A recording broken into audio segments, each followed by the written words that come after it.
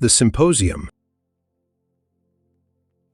Concerning the things about which you ask, to be informed, I believe, that I am not ill, prepared with an answer.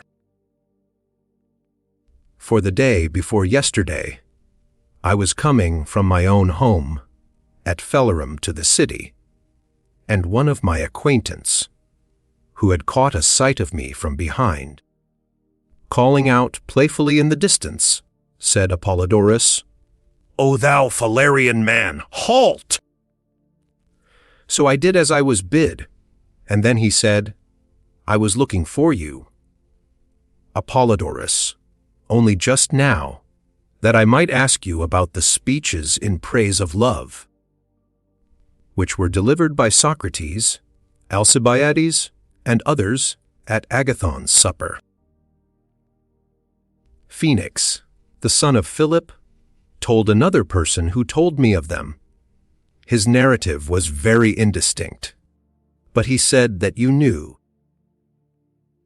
And I wish that you would give me an account of them. Who, if not you, should be the reporter of the words of your friend? And first tell me, he said, were you present at this meeting? Your informant, Glaucon, I said, must have been very indistinct indeed, if you imagine that the occasion was recent, or that I could have been of the party. Why, yes, he replied, I thought so. Impossible, I said. Are you ignorant that for many years Agathon has not resided at Athens, and not 3 have elapsed since I became acquainted with Socrates, and have made it my daily business to know all that he says and does? There was a time when I was running about the world, fancying myself to be well employed. But I was really a most wretched being, no better than you are now. I thought that I ought to do anything rather than be a philosopher. Well, he said, jesting apart, tell me when the meeting occurred. In our boyhood, I replied, when Agathon won the prize with his first tragedy. On the day after that on which he and his chorus offered the sacrifice of victory. Then it must have been a long while ago, he said, and who told you? Did Socrates? No, indeed, I replied, but the same person who told Phoenix he was a little fellow who never wore any shoes, Aristophanes, of the deme of Cydathenaeum. He had been at Agathon's feast, and I think that in those days there was no one who was a more devoted admirer of Socrates. Moreover, I have asked Socrates about the truth of some parts of his narrative, and he confirmed them. Then, said Glaucon, let us have the tale over again. Is not the road to Athens just made for conversation? And so we walked, and talked of the discourses on love, and therefore, as I said at first, I am not ill, prepared to comply with your request, and will have another rehearsal of them, if you like. For to speak, or to hear others speak of philosophy, always gives me the greatest pleasure, to say nothing of the profit. But when I hear another strain, especially that of you rich men and traders, such conversation displeases me, and I pity you who are my companions, because you think that you are doing something, when in reality you are doing nothing. And I dare say that you pity me in return, whom you regard as an unhappy creature, and very probably you are right. But I certainly know of you what you only think of me. There is the difference. Companion. I see, Apollodorus, that you are just the same, always speaking evil of yourself and of others, and I do believe that you pity all mankind. With the exception of Socrates, yourself first of all, true in this to your old name, which, however deserved, I know not how you acquired, of Apollodorus the madman. For you are always raging against yourself, and everybody but Socrates. Apollodorus. Yes, friend, and the reason why I am said to be mad and out of my wits is just because I have these notions of myself and you. No other evidence is required. Companion. No more of that, Apollodorus, but let me renew my request that you would repeat the conversation. Apollodorus. Well, the tale of love was on this wise. But perhaps I had better begin at the beginning and endeavor to give you the exact words of Aristodemus. He said that he met Socrates fresh from the bath and sandaled, and as the sight of the sandals was unusual, he asked him whither he was going that he had been converted into such a beau. To a banquet at Agathon's, he replied, whose invitation to his sacrifice of victory I refused yesterday, fearing a crowd, but promising that I would come today instead, and so I have put on my finery, because he is such a fine man. What say you to going with me unasked? I will do as you bid me, I replied. Follow then, he said, and let us demolish the proverb.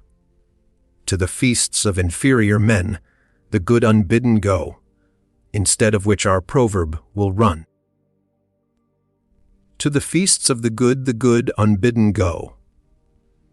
And this alteration may be supported by the authority of Homer himself, who not only demolishes, but literally outrages the proverb. For, after picturing Agamemnon as the most valiant of men, he makes Menelaus, who is but a faint-hearted warrior, come unbidden to the banquet of Agamemnon, who is feasting and offering sacrifices, not the better to the worse, but the worse to the better. I rather fear, Socrates, said Aristodemus, lest this may still be my case, and that, like Menelaus in Homer, I shall be the inferior person, who to the feasts of the wise unbidden goes. But I shall say that I was bidden of you, and then you will have to make an excuse. Two going together, he replied, in Homeric fashion. One or other of them may invent an excuse by the way. This was the style of their conversation as they went along. Socrates dropped behind in a fit of abstraction and desired Aristodemus, who was waiting, to go on before him. When he reached the house of Agathon, he found the doors wide open, and a comical thing happened. A servant coming out met him, and led him at once into the banqueting hall in which the guests were reclining, for the banquet was about to begin. Welcome, Aristodemus, said Agathon, as soon as he appeared. You are just in time to sup with us. If you come on any other matter, put it off, and make one of us. As I was looking for you yesterday, and meant to have asked you, if I could have found you. But what have you done with Socrates? I turned round, but Socrates was nowhere to be seen, and I had to explain that he had been with me a moment before, and that I came by his invitation to the supper. You were quite right in coming, said Agathon. But where is he himself? He was behind me just now. As I entered, he said, and I cannot think what has become of him. Go and look for him, boy, said Agathon, and bring him in. And do you, Aristodemus, meanwhile take the place by Eryximachus. The servant then assisted him to wash, and he lay down. And presently another servant came in and reported that our friend Socrates had retired into the portico of the neighboring house. There he is fixed, said he, and when I call to him he will not stir. How strange, said Agathon. Then you must call him again, and keep calling him. Let him alone, said my informant. He has a way of stopping anywhere and losing himself without any reason. I believe that he will soon appear. Do not therefore disturb him. Well, if you think so, I will leave him, said Agathon. And then, turning to the servants, he added, Let us have supper without waiting for him. Serve up whatever you please, for there is no one to give you orders. Hitherto I have never left you to yourselves. But on this occasion imagine that you are our hosts, and that I and the company are your guests. Treat us well, and then we shall commend you. After this, supper was served, but still no Socrates, and during the meal Agathon several times expressed a wish to send for him, but Aristodemus objected. And at last, when the feast was about half over, for the fit, as usual, was not of long duration, Socrates entered. Agathon, who was reclining alone at the end of the table, begged that he would take the place next to him. That I may touch you, he said, and have the benefit of that wise thought which came into your mind in the portico, and is now in your possession. For I am certain that you would not have come away until you had found what you sought. How I wish, said Socrates, taking his place as he was desired, that wisdom could be infused by touch, out of the fuller into the emptier man, as water runs through wool, out of a fuller cup into an emptier one. If that were so, how greatly should I value the privilege of reclining at your side!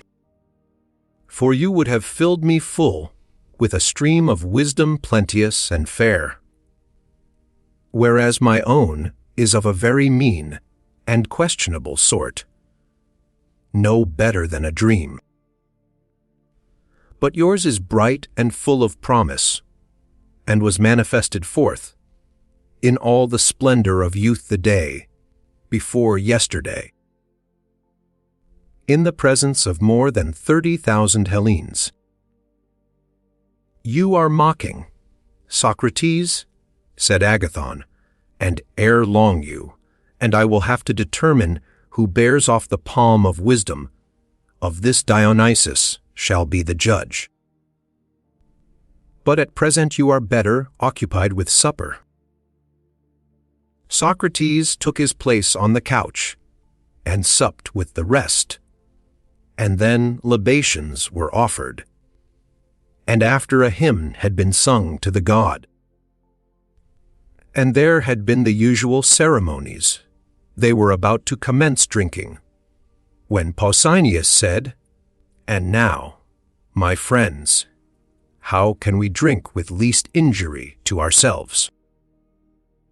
I can assure you that I feel severely the effect of yesterday's potations, and must have time to recover, and I suspect that most of you are in the same predicament.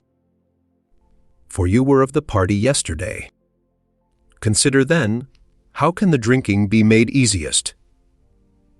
I entirely agree, said Aristophanes, that we should, by all means, avoid hard drinking. For I was myself one of those who were yesterday drowned in drink. I think that you are right, said Eryximachus, the son of Acumenus. But I should still like to hear one other person speak. Is Agathon able to drink hard? I am not equal to it, said Agathon. Then, said Eryximachus, the weak heads like myself, Aristodemus, Phaedrus, and others who never can drink, are fortunate in finding that the stronger ones are not in a drinking mood. See, I do not include Socrates, who is able either to drink or to abstain, and will not mind, whichever we do. Well, as of none of the company seem disposed to drink much, I may be forgiven for saying, as a physician, that drinking deep is a bad practice, which I never follow, if I can help, and certainly do not recommend to another, least of all to any one who still feels the effects of yesterday's carouse. I always do what you advise, and especially what you prescribe as a physician, rejoined Phaedrus the Myronesian, and the rest of the company, if they are wise, will do the same. It was agreed that drinking was not to be the order of the day, but that they were all to drink only so much as they pleased. Then, said Eryximachus, as you are all agreed that drinking is to be voluntary, and that there is to be no compulsion, I move, in the next place, that the flute girl, who has just made her appearance, be told to go away and play to herself, or, if she likes, to the women who are within. 2, let us have conversation instead, and, if you will allow me, I will tell you what sort of conversation. This proposal having been accepted, Eryximachus proceeded as follows. I will begin, he said, after the manner of Melanippe in Euripides. Not mind the word, which I am about to speak, but that of Phaedrus. For often he says to me in an indignant tone, what a strange thing it is, Eryximachus, that, whereas other gods have poems and hymns made in their honor, the great and glorious God, love has no encomiast among all the poets, who are so many. There are the worthy sophists too, the excellent Prodicus, for example, who have descanted in prose on the virtues of Heracles and other heroes, and, what is still more extraordinary, I have met with a philosophical work in which the utility of salt has been made the theme of an eloquent discourse, and many other like things have had a like honor bestowed upon them. And only to think that there should have been an eager interest created about them, and yet that to this day no one has ever dared worthily to hymn love's praises. So entirely has this great deity been neglected. Now in this Phaedrus seems to me to be quite right, and therefore I want to offer him a contribution. Also I think that, at the present moment, we who are here assembled cannot do better than honor the god Love. If you agree with me, there will be no lack of conversation, for I mean to propose that each of us in turn, going from left to right, shall make a speech in honor of Love. let him give us the best which he can, and Phaedrus, because he is sitting first on the left hand, and because he is the father of the thought, shall begin. No one will vote against you, Eryximachus, said Socrates. How can I oppose your motion, who profess to understand nothing but matters of love, nor, I presume, will Agathon and Pausanias, and there can be no doubt of Aristophanes, whose whole concern is with Dionysus and Aphrodite, nor will any one disagree of those whom I see around me. The proposal, as I am aware, may seem rather hard upon us, whose place is last, but we shall be contented if we hear some good speeches first. Let Phaedrus begin the praise of love, and good luck to him. All the company expressed their assent, and desired him to do as Socrates bade him. Aristodemus did not recollect all that was said, nor do I recollect all that he related to me. But I will tell you what I thought most worthy of remembrance, and what the chief speakers said. Phaedrus began by affirming that love is a mighty god, and wonderful among gods and men, but especially wonderful in his birth. For he is the eldest of the gods, which is an honor to him, and a proof of his claim to this honor is that of his parents there is no memorial. Neither poet nor prose writer has ever affirmed that he had any. As Hesiod says, first chaos came, and then broad, bosomed earth, the everlasting seat of all that is, and love. In other words, after chaos, the earth and love, these two came into being. Also Parmenides sings of generation. First in the train of gods, he fashioned love, and Acusilas agrees with Hesiod. Thus numerous are the witnesses who acknowledge love to be the eldest of the gods. And not only is he the eldest, he is also the source of the greatest benefits to us. For I know not any greater blessing to a young man who is beginning life than a virtuous lover, or to the lover than a beloved youth. For the principle which ought to be the guide of men who would nobly live, that principle, I say, neither kindred, nor honor, nor wealth, nor any other motive is able to implant so well as love. Of what am I speaking? Of the sense of honor and dishonor, without which neither states nor individuals ever do any good or great work. And I say that a lover who is detected in doing any dishonorable act, or submitting through cowardice, when any dishonor is done to him by another, will be more pained at being detected by his beloved than at being seen by his father, or by his companions, or by anyone else. The beloved, too, when he is found in any disgraceful situation, has the same feeling about his lover. And if there were only some way of contriving that a state or an army should be made up of lovers and their loves, they would be the very best governors of their own city, abstaining from all dishonor, and emulating one another in honor, and when fighting at each other's side, although a mere handful, they would overcome the world.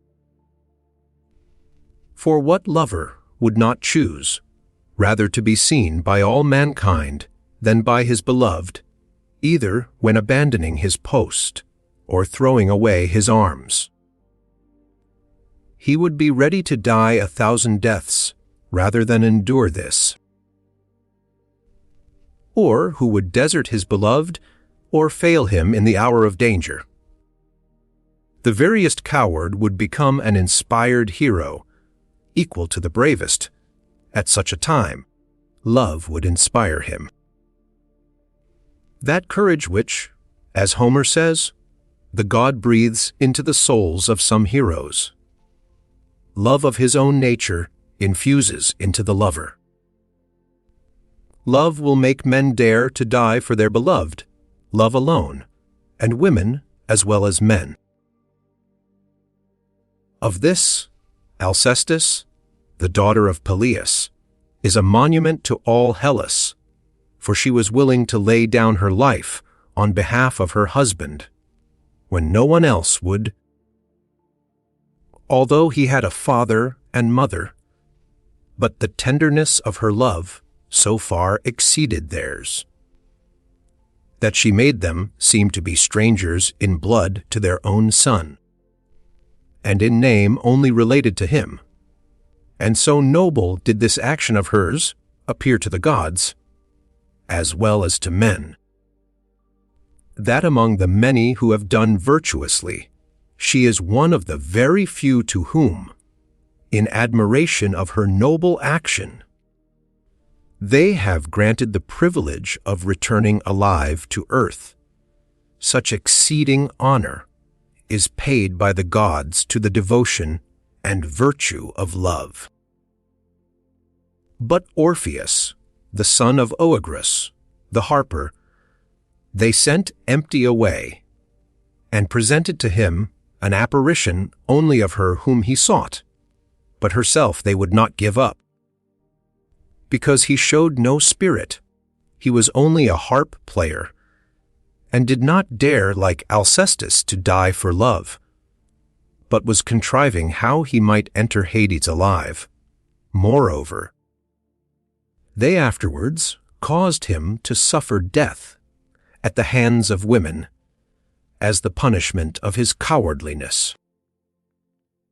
Very different was the reward of the true love of Achilles towards his lover Patroclus, his lover and not his love. The notion that Patroclus was the beloved one is a foolish error into which Aeschylus has fallen. For Achilles was surely the fairer of the two, fairer also than all the other heroes, and, as Homer informs us, he was still beardless and younger fard. And greatly as the gods honor the virtue of love, still the return of love on the part of the beloved to the lover is more admired and valued, and rewarded by them.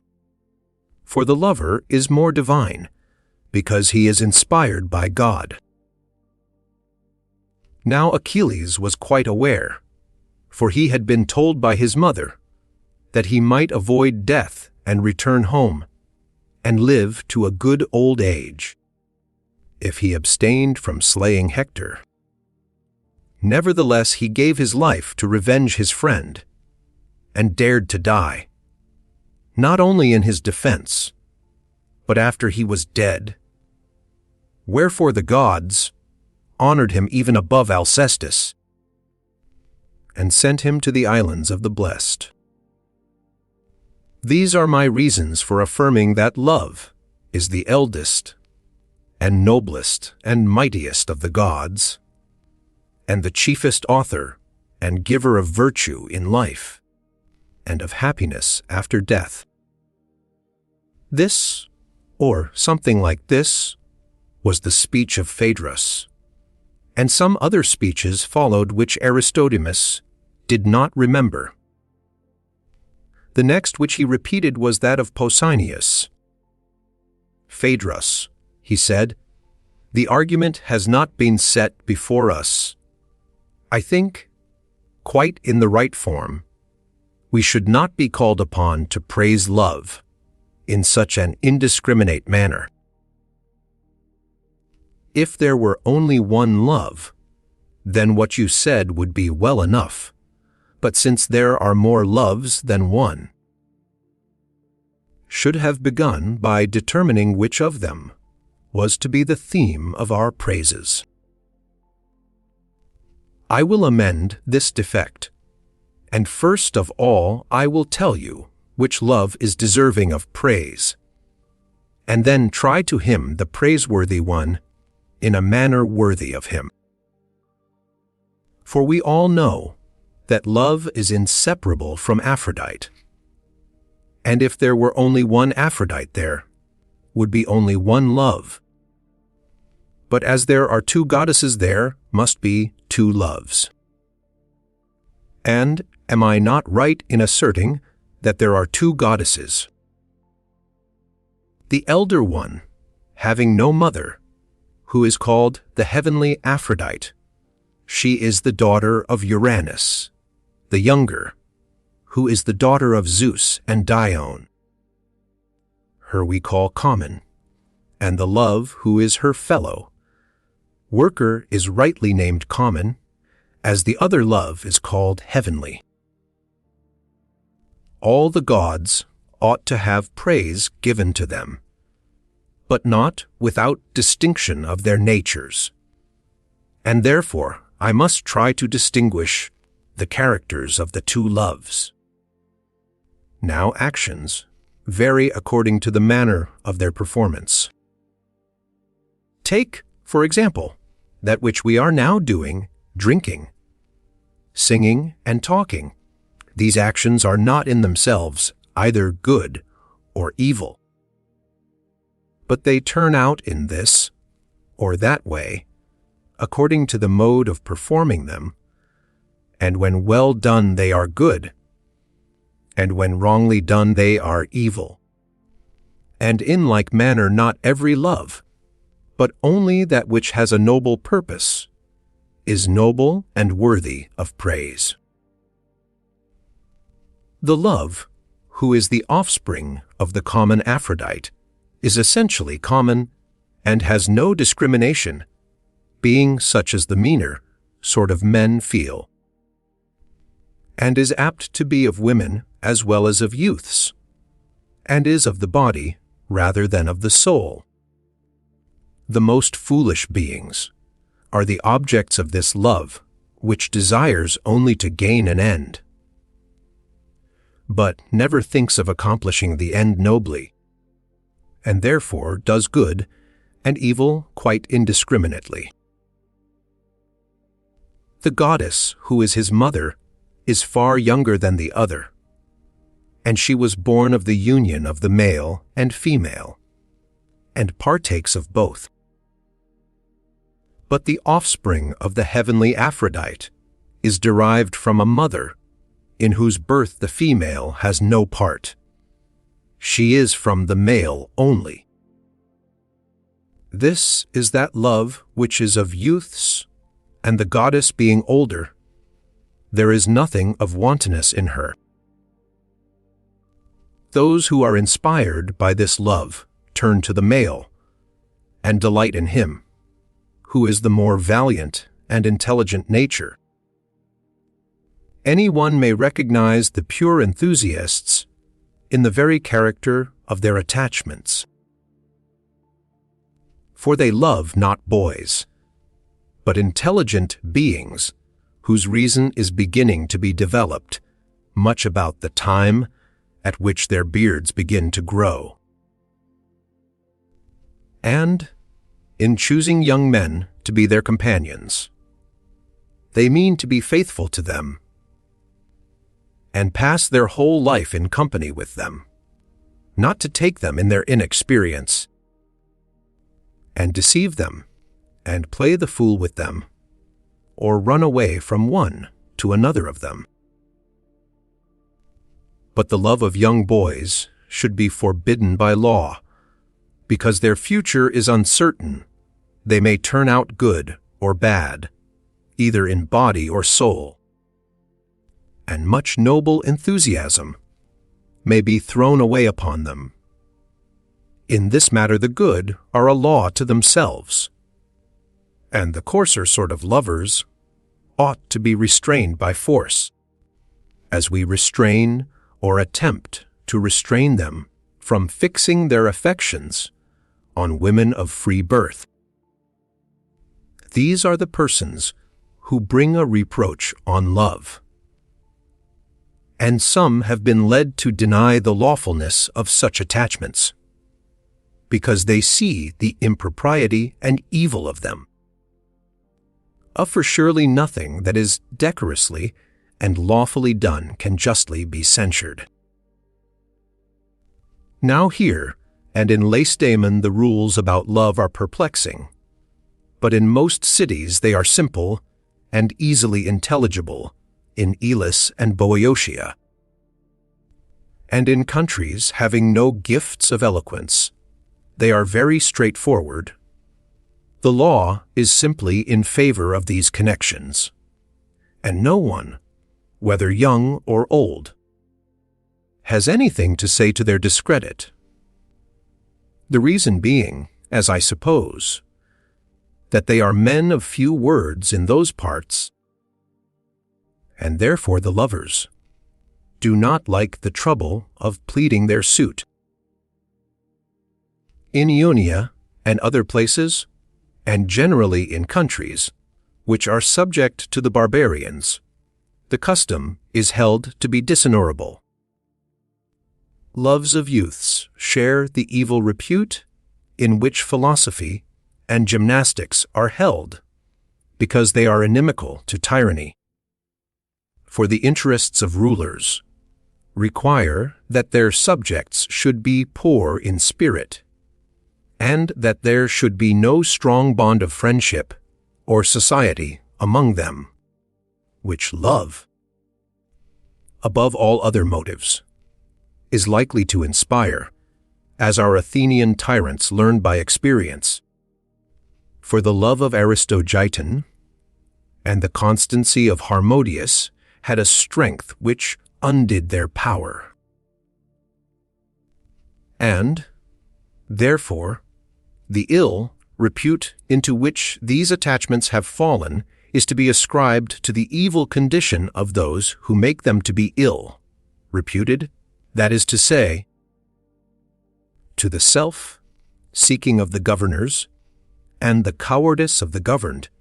On the other hand, the indiscriminate honor, which is given to them in some countries, is attributable to the laziness of those who hold this opinion of them. In our own country, a far better principle prevails, but, as I was saying, the explanation of it is rather perplexing. 4.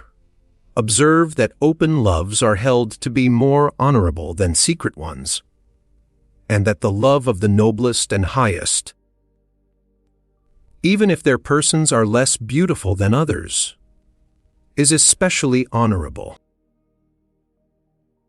Consider, too, how great is the encouragement which all the world gives to the lover.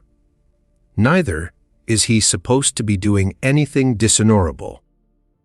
But if he succeeds, he is praised, and if he fail, he is blamed. And in the pursuit of his love, the custom of mankind allows him to do many strange things, which philosophy would bitterly censure if they were done from any motive of interest, or wish for office or power. He may pray and entreat, and supplicate, and swear, and lie on a mat at the door, and endure a slavery worse than that of any slave. In any other case, friends and enemies would be equally ready to prevent him. But now there is no friend who will be ashamed of him and admonish him, and no enemy will charge him with meanness or flattery. The actions of a lover have a grace which ennobles them. And custom has decided that they are highly commendable, and that there's no loss of character in them. And, what is strangest of all, he only may swear and forswear himself. So men say, and the gods will forgive his transgression, for there is no such thing as a lover's oath. Such is the entire liberty which gods and men have allowed the lover, according to the custom which prevails in our part of the world. From this point of view, a man fairly argues that in Athens to love, and to be loved, is held to be a very honorable thing. But when parents forbid their sons to talk with their lovers, and place them under a tutor's care, who is appointed to see to these things, and their companions and equals cast in their teeth anything of the sort which they may observe, and their elders refuse to silence the reprovers, and do not rebuke them. Any one who reflects on all this will, on the contrary, think that we hold these practices to be most disgraceful. But, as I was saying at first, the truth as I imagine is that whether such practices are honorable, or whether they are dishonorable, is not a simple question. They are honorable to him who follows them honorably, dishonorable to him who follows them dishonorably. There is dishonor in yielding to the evil, or in an evil manner, but there is honor in yielding to the good, or in an honorable manner. An evil is the vulgar lover who loves the body rather than the soul, inasmuch as he is not even stable, because he loves a thing which is in itself unstable. And therefore, when the bloom of youth, which he was desiring, is over, he takes wing and flies away, in spite of all his words and promises, whereas the love of the noble disposition is life. Long, for it becomes one with the everlasting. The custom of our country would have both of them proven well and truly, and would have us yield to the one sort of lover and avoid the other, and therefore encourages some to pursue and others to fly, testing both the lover and beloved in contests and trials, until they show to which of the two classes they respectively belong. And this is the reason why, in the first place, a hasty attachment is held to be dishonorable, because time is the true test of this as of most other things. And secondly, there is a dishonor in being overcome by the love of money, or of wealth, or of political power. Whether a man is frightened into surrender by the loss of them, or, having experienced the benefits of money and political corruption, is unable to rise above the seductions of them. For none of these things are of a permanent or lasting nature, not to mention that no generous friendship ever sprang from them. There remains, then, only one way of honorable attachment which custom allows in the beloved, and this is the way of virtue. For as we admitted that any service which the lover does to him is not to be accounted flattery or a dishonor to himself, so the beloved has one way only of voluntary service which is not dishonorable, and this is virtuous service. For we have a custom, and according to our custom any one, who does service to another under the idea that he will be improved by him either in wisdom or in some other particular of virtue, such a voluntary service, I say, is not to be regarded as a dishonor, and is not open to the charge of flattery.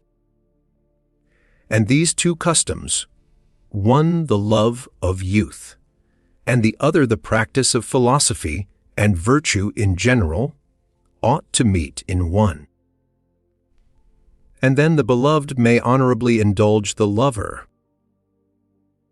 For when the lover and beloved come together, having each of them a law, and the lover thinks that he is right in doing any service which he can to his gracious loving one, and the other that he is right in showing any kindness which he can to him who is making him wise and good, the one capable of communicating wisdom and virtue, the other seeking to acquire them with a view to education and wisdom, when the two laws of love are fulfilled and meet in one, then, and then only, may the beloved yield with honor to the lover.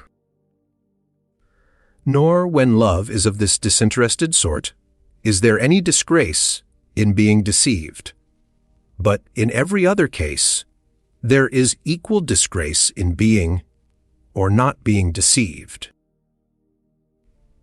For he who is gracious to his lover under the impression that he is rich and is disappointed of his gains because he turns out to be poor is disgraced all the same, for he has done his best to show that he would give himself up to any one's oozes base for the sake of money, but this is not honorable.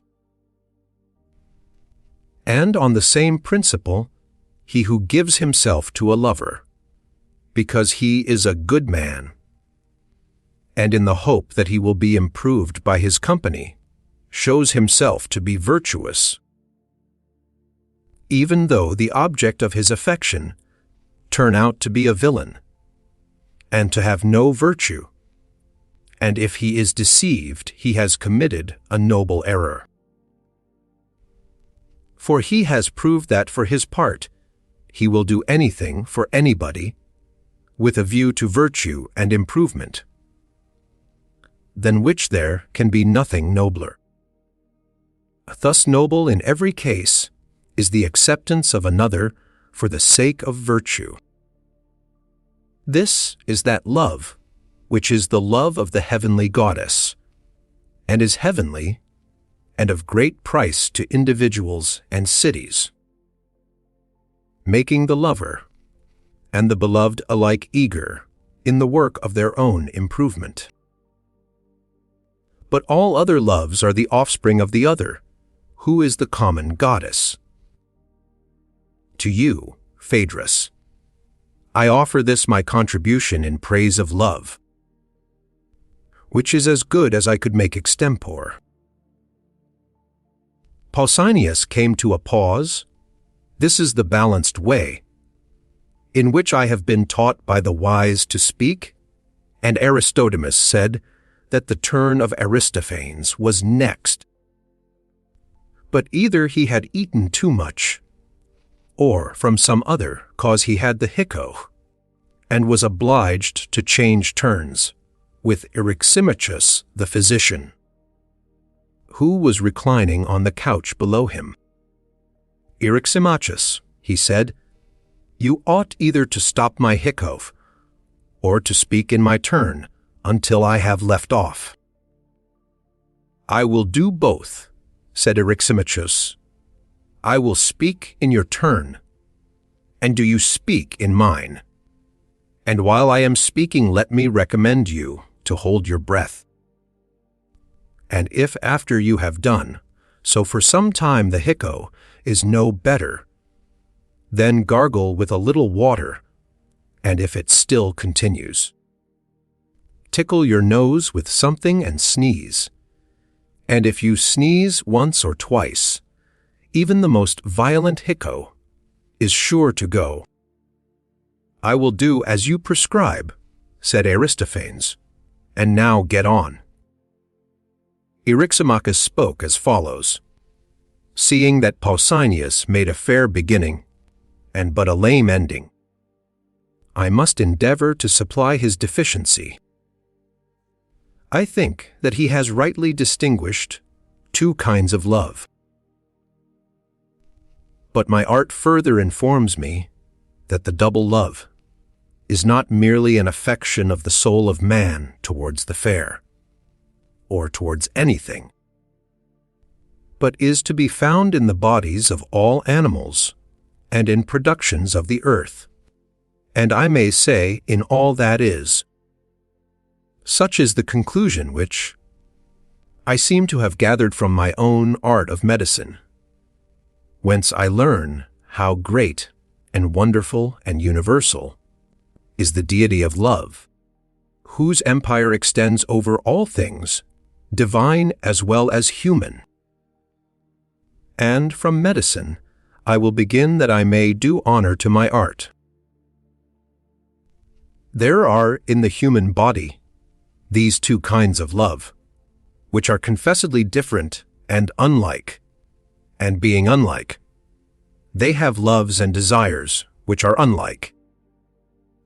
And the desire of the healthy is one, and the desire of the diseased is another, and, as Pausanias was just now saying, that to indulge good men is honorable, and bad men dishonorable. So too in the body the good and healthy elements are to be indulged, and the bad elements and the elements of disease are not to be indulged, but discouraged. And this is what the physician has to do, and in this the art of medicine consists. For medicine may be regarded generally as the knowledge of the loves and desires of the body, and how to satisfy them or not. And the best physician is he who is able to separate fair love from foul, or to convert one into the other, and he who knows how to eradicate and how to implant love, whichever is required, and can reconcile the most hostile elements in the constitution and make them loving friends, is a skillful practitioner. Now the most hostile are the most opposite, such as hot and cold, bitter and sweet, moist and dry, and the like. And my ancestor, Asclepius, knowing how to implant friendship and accord in these elements, was the creator of our art, as our friends the poets here tell us, and I believe them, and not only medicine in every branch, but the arts of gymnastic and husbandry are under his dominion. Any one who pays the least attention to the subject will also perceive that in music there is the same reconciliation of opposites.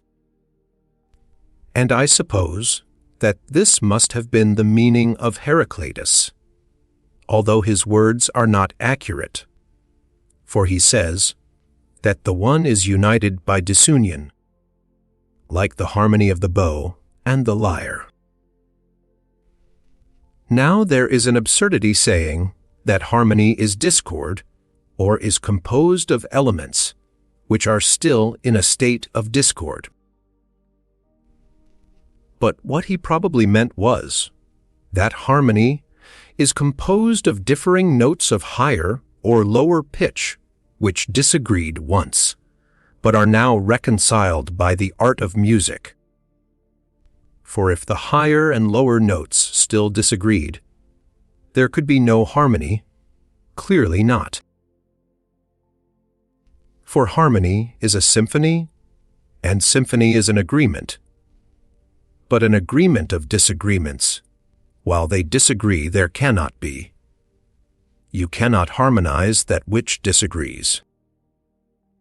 In like manner rhythm is compounded of elements short and long, once differing and now in accord, which accordance, as in the former instance, medicine. So in all these other cases, music implants, making love and unison to grow up among them, and thus music, too. is concerned with the principles of love in their application to harmony and rhythm. Again, in the essential nature of harmony and rhythm, there is no difficulty in discerning love, which has not yet become double. But when you want to use them in actual life, either in the composition of songs or in the correct performance of airs or meters, composed already, which latter is called education, then the difficulty begins, and the good artist is needed. Then, the old tale has to be repeated of fair and heavenly love, the love of Urania the fair and heavenly muse, and of the duty of accepting the temperate. And those who are as yet intemperate, only that they may become temperate, and of preserving their love, and again, of the vulgar polyhymnia, who must be used with circumspection, that the pleasure be enjoyed, but may not generate licentiousness, just as in my own art. It is a great matter, so to regulate the desires of the epicure, that he may gratify his tastes without the attendant evil of disease. Whence I infer that in music, in medicine, in all other things human as well as divine, both loves ought to be noted as far as may be, for they are both present. The course of the seasons is also full of both these principles, and when, as I was saying, the elements of hot and cold, moist and dry, attain the harmonious love of one another and blend in temperance and harmony, they bring to men, animals, and plants health and plenty, and do them no harm. Whereas the wanton love, getting the upper hand and affecting the seasons of the year, is very destructive and injurious, being the source of pestilence. And bringing many other kinds of diseases on animals and plants. For hoar, frost, and hail, and blight spring from the excesses and disorders of these elements of love. Others to know in relation to the revolutions of the heavenly bodies, and the seasons of the year, is termed astronomy.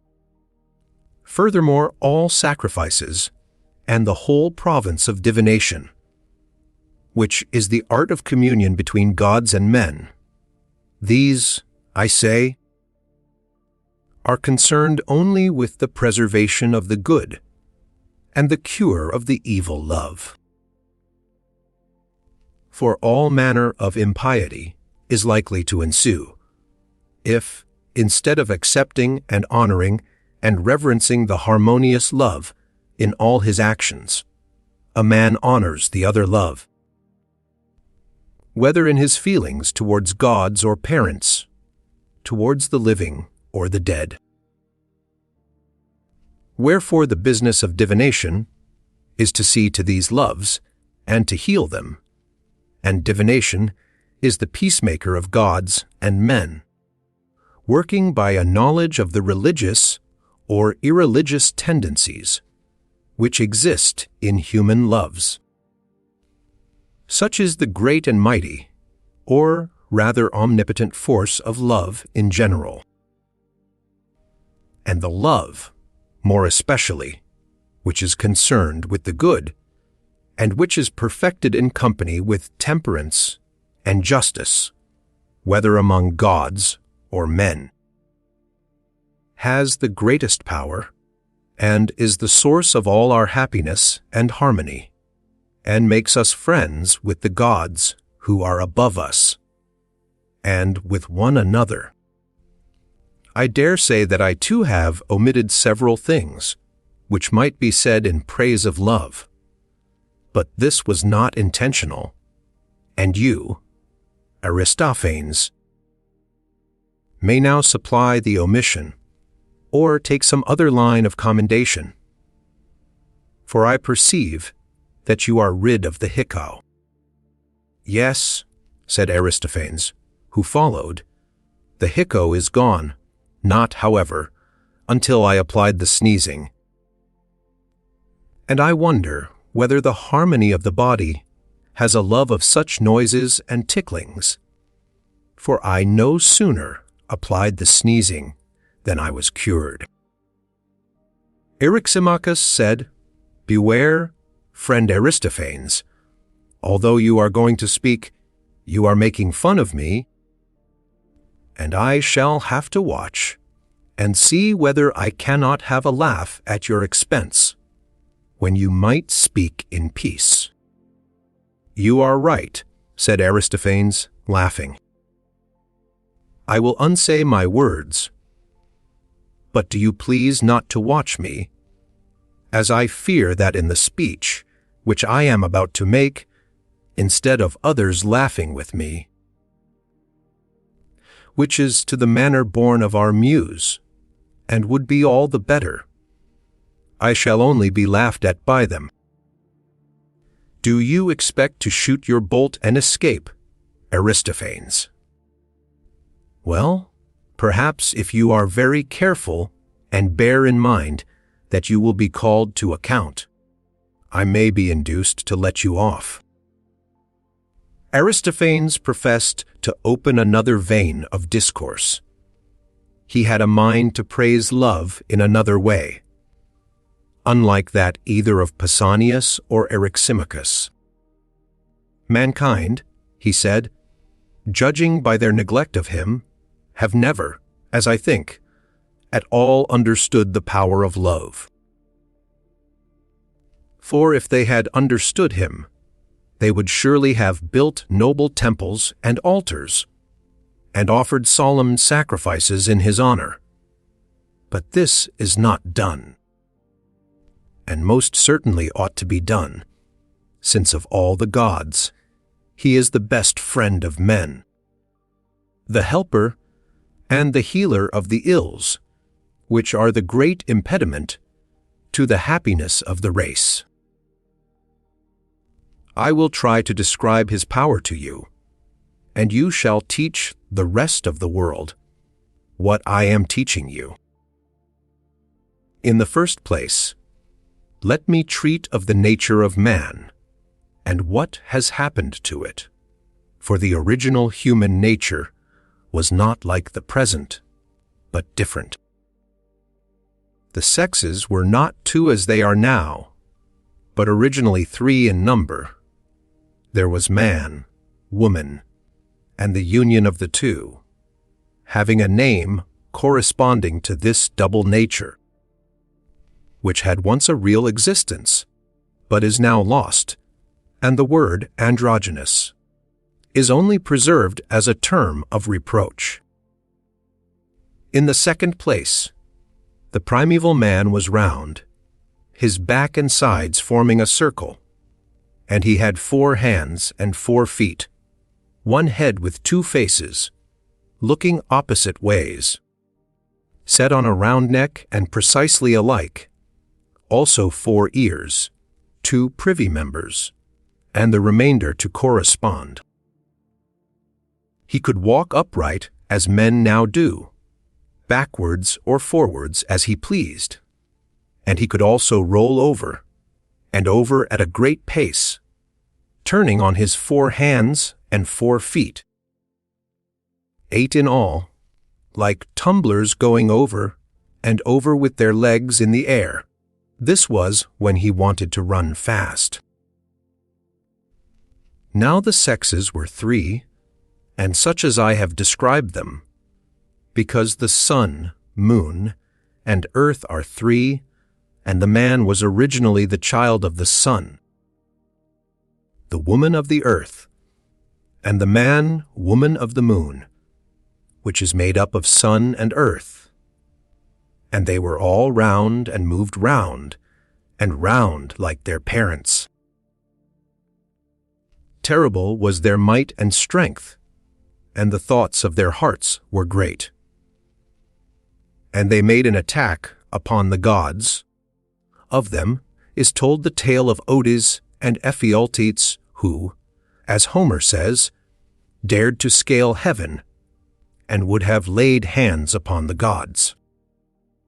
Doubt reigned in the celestial councils.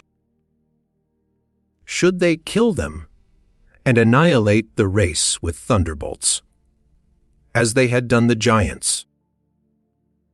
Then there would be an end of the sacrifices and worship which men offered to them. But, on the other hand, the gods could not suffer their insolence to be unrestrained. At last, after a good deal of reflection, Zeus discovered a way. He said, "Methinks, I have a plan which will humble their pride and improve their manners.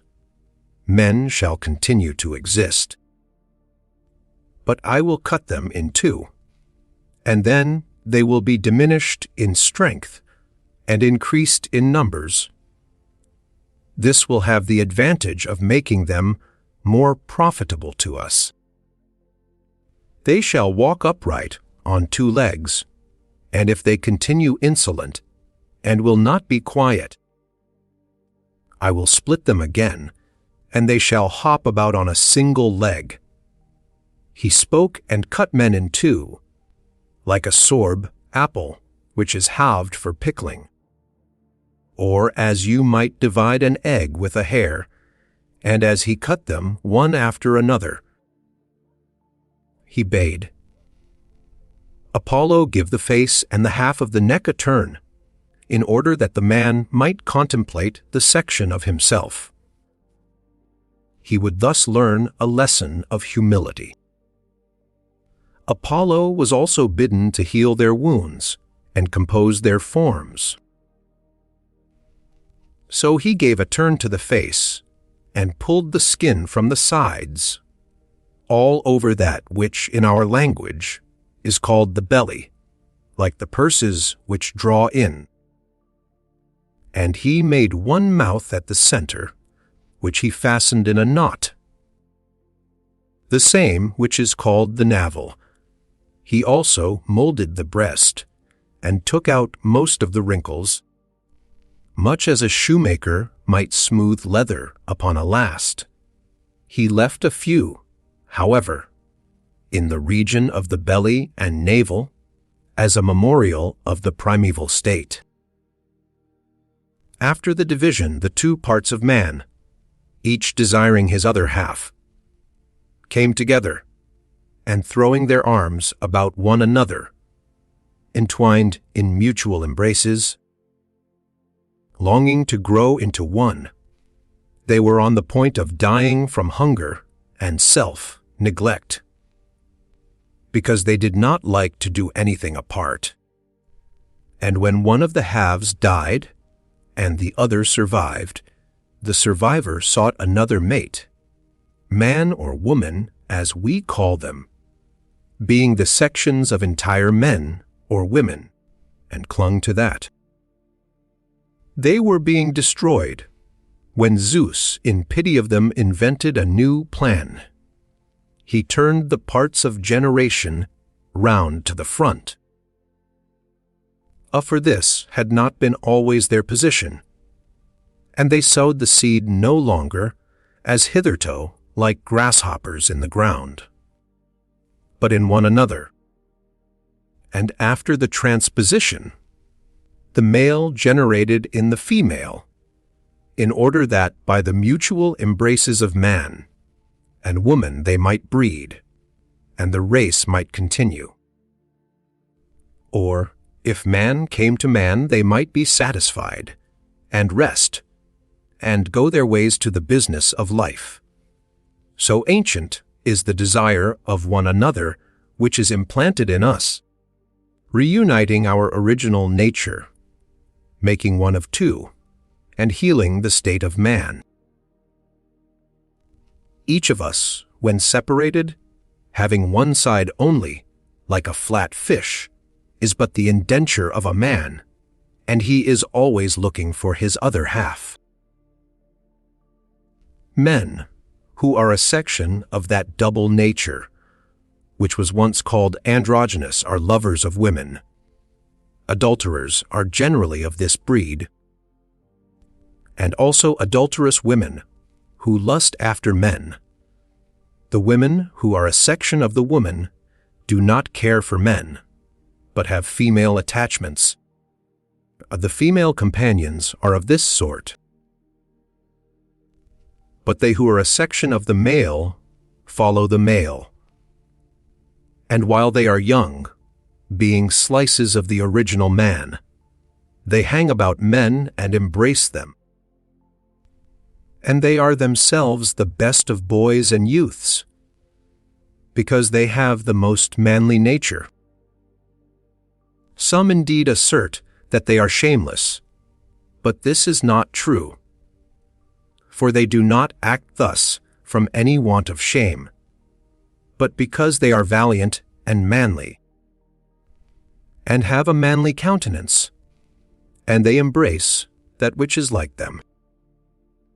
And these, when they grow up, become our statesmen, and these only, which is a great proof of the truth of what I am saving. When they reach manhood, they are lovers of youth, and are not naturally inclined to marry or beget children. If at all, they do so only in obedience to the law. But they are satisfied if they may be allowed to live with one another unwedded. And such a nature is prone to love, and ready to return love, always embracing that which is akin to him. And when one of them meets with his other half, the actual half of himself, whether he be a lover of youth or a lover of another sort, the pair are lost in an amazement of love and friendship and intimacy, and one will not be out of the other's sight, as I may say, even for a moment.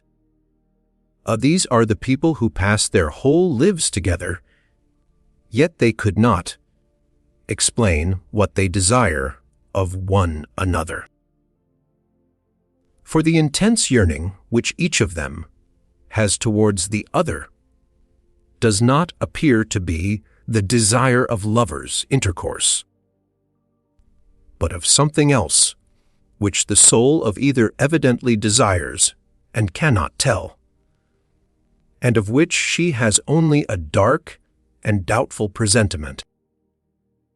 Suppose Hephaestus, with his instruments, to come to the pair who are lying side by side, and to say to them, "What do you people want of one another?" They would be unable to explain. And suppose further, that when he saw their perplexity, he said, "Do you desire to be wholly one, always day and night to be in one another's company? For if this is what you desire, I am ready to melt you into one, and let you grow together, so that being two you shall become one. And while you live a common life, as if you were a single man, and after your death in the world below, still be one departed soul, instead of two. I ask, whether this is what you lovingly desire, and whether you are satisfied to attain this. There is not a man of them who, when he heard the proposal, would deny or would not acknowledge that this meeting and melting into one another, this becoming one instead of two, was the very expression of his ancient need. And the reason is that human nature was originally one, and we were a whole, and the desire and pursuit of the whole is called love. There was a time, I say, when we were one, but now, because of the wickedness of mankind, God has dispersed us. As the Arcadians were dispersed into villages by the Lacedaemonians. And if we are not obedient to the gods, there is a danger that we shall be split up again and go about in basso, relievo, like the profile figures having only half a nose, which are sculptured on monuments, and that we shall be like tallies. Wherefore let us exhort all men to piety, that we may avoid evil, and obtain the good, of which love is to us the Lord and minister, and let no one oppose him. He is the enemy of the gods who opposes him. For if we are friends of the God, and at peace with him, we shall find our own true loves, which rarely happens in this world at present. I am serious, and therefore I must beg Eryximachus not to make fun, or to find any allusion in what I am saying to Pausanias and Agathon, who, as I suspect, are both of the manly nature, and belong to the class which I have been describing. But my words have a wider application. They include men and women everywhere. And I believe that if our loves were perfectly accomplished, and each one returning to his primeval nature had his original true love, then our race would be happy. And if this would be best of all, the best in the next degree, and under present circumstances, must be the nearest approach to such an union, and that will be the attainment of a congenial love. Wherefore, if we would praise him who has given to us the benefit, we must praise the God Love, who is our greatest benefactor, both leading us in this life back to our own nature and giving us high hopes for the future, for he promises that if we are pious, he will restore us to our original state and heal us and make us happy and blessed. This, Eryximachus, is my discourse of love, which, although different to yours, I must beg you to leave unassailed by the shafts of your ridicule, in order that each may have his turn, each, or rather either, for Agathon and Socrates are the only ones left. Indeed, I am not going to attack you, said Eryximachus, for I thought your speech charming, and did I not know that Agathon and Socrates are masters in the art of love? I should be really afraid that they would have nothing to say, after the world of things which have been said already. But, for all that, I am not without hopes. Socrates said, "You played your part well, Eryximachus, but if you were as I am now, or rather as I shall be when Agathon has spoken, you would, indeed, be in a great strait."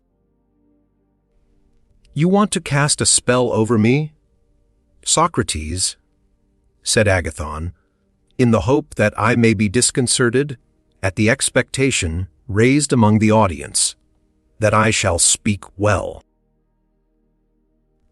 I should be strangely forgetful," Agathon replied Socrates, "of the courage and magnanimity which you showed when your own compositions were about to be exhibited, and you came upon the stage with the actors and faced the vast theater altogether undismayed. If I thought that your nerves could be fluttered at a small party of friends." "Do you think, Socrates," said Agathon, "that my head is so full of the theater as not to know how much more formidable to a man of sense a few good judges are than many fools?" "Nay," replied Socrates, "I should be very wrong in attributing to you, Agathon, that or any other want of refinement. And I am quite aware that if you happen to meet with any whom you thought wise, you would care for their opinion much more than for that of the many. But then we, having been a part of the foolish many in the theater, cannot be regarded as the select wise. Though I know that if you chance to be in the presence, not of one of ourselves, but of some really wise man, you would be ashamed of disgracing yourself before him, would you not? Yes, said Agathon, but before the many you would not be ashamed, if you thought that you were doing something disgraceful in their presence. Here Phaedrus interrupted them, saying not answer him, my dear Agathon, for if he can only get a partner with whom he can talk, especially a good-looking one, he will no longer care about the completion of our plan. Now I love to hear him talk, but just at present, I must not forget the encomium on love which I ought to receive from him and from every one. When you and he have paid your tribute to the god, then you may talk. Very good, Phaedrus, said Agathon. I see no reason why I should not proceed with my speech, as I shall have many other opportunities of conversing with Socrates. Let me say first how I ought to speak, and then speak. The previous speakers, instead of praising the god love, or unfolding his nature, appear to have congratulated mankind on the benefits which he confers upon them. But I would rather praise the god first, and then speak of his gifts. This is always the right way of praising everything. May I say without impiety or offense, that of all the blessed gods, he is the most blessed, because he is the fairest and best. And he is the fairest for, in the first place, he is the youngest, and of his youth he is himself the witness, fleeing out of the way of age, who is swift enough, swifter truly than most of us like. Love hates him, and will not come near him. But youth and love live, and move together, like to like, as the proverb says. Many things were said by Phaedrus about love, in which I agree with him. But I cannot agree that he is older than Iapetus and Cronos. Not so. I maintain him to be the youngest of the gods, and youthful ever. The ancient doings among the gods, of which Hesiod and Parmenides spoke, if the tradition of them be true, were done of necessity and not of love. Had love been in those days, there would have been no chaining or mutilation of the gods, or other violence, but peace and sweetness, as there is now in heaven, since the rule of love began. Love is young and also tender. He ought to have a poet like Homer to describe his tenderness, as Homer says of Ate, that she is a goddess and tender.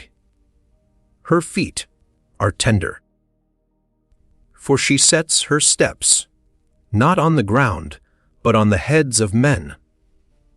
Herein is an excellent proof of her tenderness, that she walks not upon the hard, but upon the soft. Let us adduce a similar proof of the tenderness of love, for he walks not upon the earth, nor yet upon the skulls of men, which are not so very soft, but in the hearts and souls of both gods and men, which are of all things the softest in them, he walks and dwells, and makes his home. not in every soul without exception. For where there is hardness he departs, where there is softness there he dwells, and nestling always with his feet, and in all manner of ways in the softest of soft places, how can he be other than the softest of all things? Of a truth, he is the tenderest as well as the youngest, and also he is of flexile form. For if he were hard and without flexure, he could not enfold all things, or wend his way into, and out of every soul of man undiscovered. And a proof of his flexibility and symmetry of form is his grace, which is universally admitted to be, in an especial manner, the attribute of love. Ungrace and love are always at war with one another. The fairness of his complexion is revealed by his habitation among the flowers, for he dwells not amid bloomless or fading beauties, whether of body or soul or aught else, but in the place of flowers and scents, there he sits and abides. Concerning the beauty of the god, I have said enough, and yet there remains much more which I might say.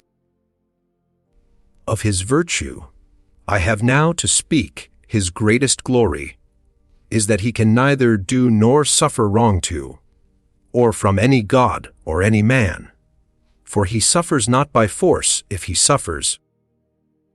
Force comes not near him, neither when he acts does he act by force. For all men, in all things, serve him of their own free will, and where there is voluntary agreement, there, as the laws which are the lords of the city say, is justice. And not only is he just, but exceedingly temperate, for temperance is the acknowledged ruler of the pleasures and desires, and no pleasure ever masters love. Of he is their master, and they are his servants, and if he conquers them, he must be temperate indeed. As to courage, even the god of war is no match for him. He is the captive, and love is the lord, for love, the love of Aphrodite, masters him as the tale runs, and the master is stronger than the servant. And if he conquers the bravest of all others, he must be himself the bravest. Of his courage and justice and temperance I have spoken, but I have yet to speak of his wisdom, and according to the measure of my ability, I must try to do my best. In the first place, he is a poet, and here, like Eryximachus, I magnify my art, and he is also the source of poesy in others, which he could not be if he were not himself a poet. And at the touch of him every one becomes a poet, even though he had no music in him before. This also is a proof that love is a good poet and accomplished in all the fine arts, for no one can give to another that which he has not himself, or teach that of which he has no knowledge. Who will deny that the creation of the animals is his doing? Are they not all the works of his wisdom, born and begotten of him? And as to the artists, do we not know that he only of them, whom love inspires, has the light of fame? He whom love touches not walks in darkness. The arts of medicine and archery and divination were discovered by Apollo under the guidance of love and desire, so that he too is a disciple of love. Also the melody of the Muses, the metallurgy of Hephaestus, the weaving of Athene, the empire of Zeus over gods and men, are all due to love, who was the inventor of them. And so love set in order the empire of the gods, the love of beauty, as is evident, for with deformity love has no concern.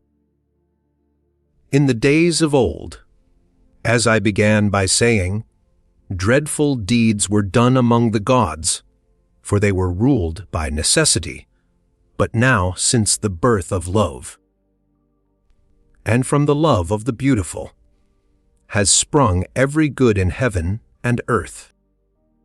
Therefore, Phaedrus, I say of love, that he is the fairest and best in himself, and the cause of what is fairest and best in all other things.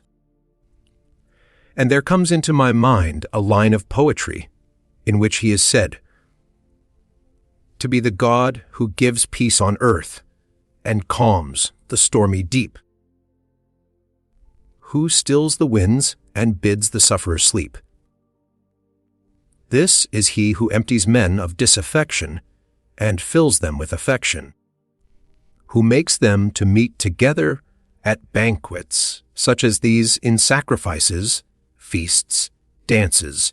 He is our Lord, who sends courtesy and sends away discourtesy, who gives kindness ever and never gives unkindness, the friend of the good, the wonder of the wise, the amazement of the gods, desired by those who have no part in him, and precious to those who have the better part in him, parent of delicacy, luxury, desire, fondness, softness, grace, regardful of the good, regardless of the evil, in every word, work, wish, fear, savior, pilot, comrade, helper, glory of gods and men, leader best and brightest, in whose footsteps let every man follow, sweetly singing in his honor, and joining in that sweet strain, with which love charms the souls of gods and men. Such is the speech, Phaedrus, half playful, yet having a certain measure of seriousness, which, according to my ability, I dedicate to the god. When Agathon had done speaking, Aristophanes said that there was a general cheer. The young man was thought to have spoken in a manner worthy of himself and of the god. And Socrates, looking at Eryximachus, said, "Tell me, son of Acumenus, was there not reason in my fears? And was I not a true prophet when I said that Agathon would make a wonderful oration, and that I should be in a strait?" "The part of the prophecy which concerns Agathon," replied Eryximachus, "appears to me to be true, but not the other part, that you will be in a strait." "Why, my dear friend," said Socrates, "must not I or any one be in a strait who has to speak after he has heard such a rich and varied discourse? I am especially struck with the beauty of the concluding words. Who could listen to them without amazement? When I reflected on the immeasurable inferiority of my own powers, I was ready to run away for shame, if there had been a possibility of escape. For I was reminded of Gorgias, and at the end of his speech, I fancied that Agathon was shaking at me the Gorginian or Gorgonian head of the great master of rhetoric, which was simply to turn me and my speech into stone, as Homer says, and strike me dumb. And then I perceived how foolish I had been in consenting to take my turn with you in praising love, and saying that I too was a master of the art, when I really had no conception how anything ought to be praised. For in my simplicity I imagined that the topics of praise should be true, and that this being presupposed, out of the true the speaker was to choose the best and set them forth in the best manner. And I felt quite proud, thinking that I knew the nature of true praise, and should speak well. Whereas I now see that the intention was to attribute, to love every species of greatness and glory, whether really belonging to him or not, without regard to truth or falsehood. That was no matter. For the original proposal seems to have been not that each of you should really praise love, but only that you should appear to praise him. And so you attribute to love every imaginable form of praise, which can be gathered anywhere. And you say that is all this, and the cause of all that, making him appear the fairest and best of all to those who know him not.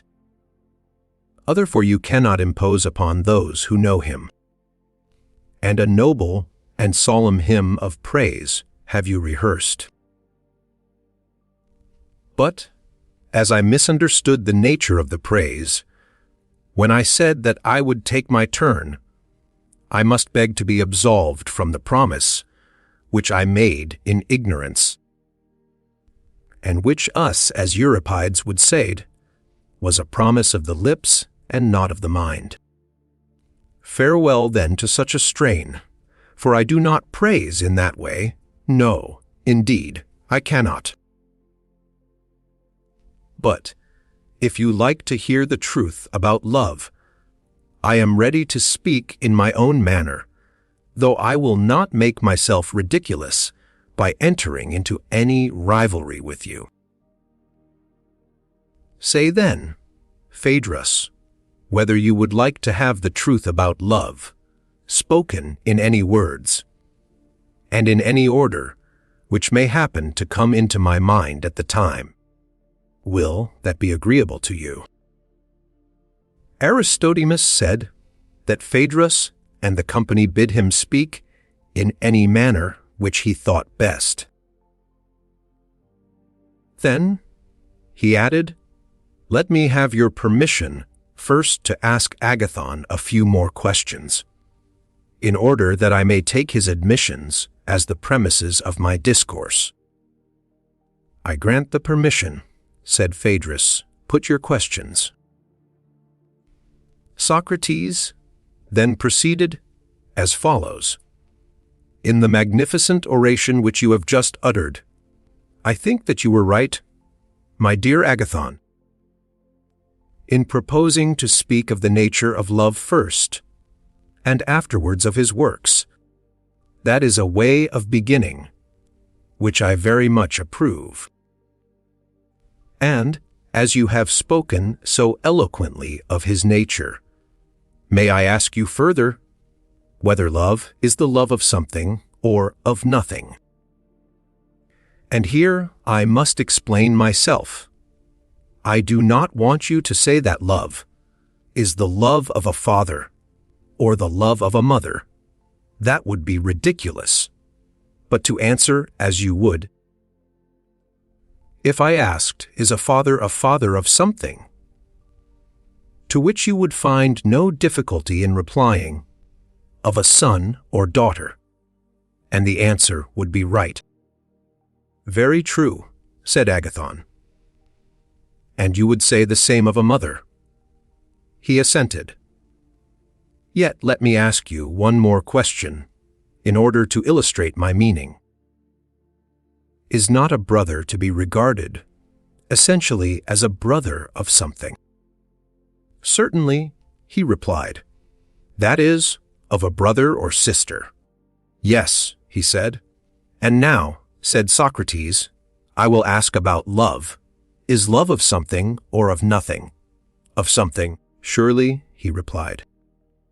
Keep in mind what this is, and tell me what I want to know, whether love desires that of which love is. Yes, Surely.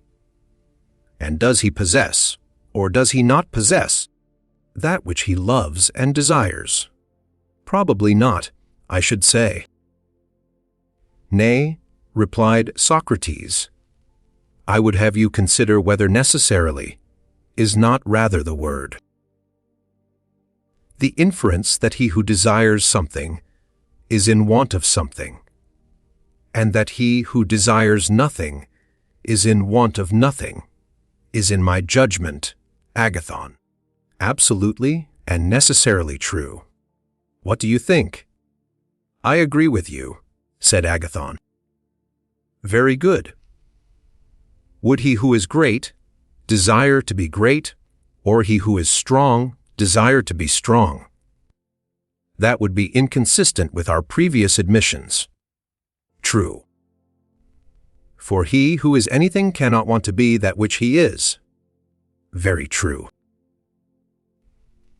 And yet, added Socrates, if a man being strong desired to be strong, or being swift desired to be swift, or being healthy desired to be healthy, in that case he might be thought to desire something which he already has or is. I give the example in order that we may avoid misconception. For the possessors of these qualities, Agathon, must be supposed to have their respective advantages at the time, whether they choose or not, and who can desire that which he has.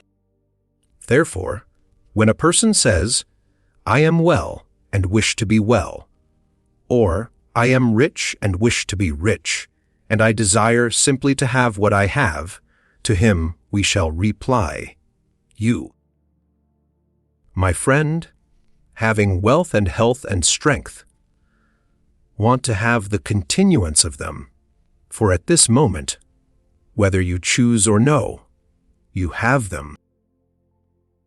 And when you say, I desire that which I have and nothing else, is not your meaning that you want to have what you now have in the future? He must agree with us, must he not? He must, replied Agathon. Then, said Socrates, he desires that what he has at present may be preserved to him in the future, which is equivalent to saying that he desires something which is non-existent to him, and which as yet he has not got. Very true, he said. Then he and every one who desires that which he has not already, and which is future and not present, and which he has not, and is not, and of which he is in want. These are the sort of things which love and desire seek. Very true, he said. Then now, said Socrates, let us recapitulate the argument. First is not love of something, and of something too which is wanting to a man. Yes, he replied. Remember further what you said in your speech, or if you do not remember, I will remind you. You said that the love of the beautiful set, in order the empire of the gods. For that of deformed things there is no love. Did you not say something of that kind? Yes, said Agathon. Yes, my friend, and the remark was a just one. And if this is true, love is the love of beauty and not of deformity. He assented. And the admission has been already made that love is of something which a man wants and has not. True, he said. Then love wants and has not beauty. Certainly, he replied. And would you call that beautiful which wants and does not possess beauty? Certainly not. Then would you still say that love is beautiful? Agathon replied, I fear that I did not understand what I was saying. You made a very good speech, Agathon, replied Socrates. But there is yet one small question which I would fain ask. Is not the good also the beautiful? Yes. Then, in wanting the beautiful, love wants also the good. I cannot refute you, Socrates, said Agathon. Let us assume that what you say is true. Say rather, beloved Agathon, that you cannot refute the truth, for Socrates is easily refuted. And now, taking my leave of you, I would rehearse a tale of love, which I heard from Diotima of Mantinea, a woman wise in this and in many other kinds of knowledge, who in the days of old, when the Athenians offered sacrifice before the coming of the plague, delayed the disease 10 years.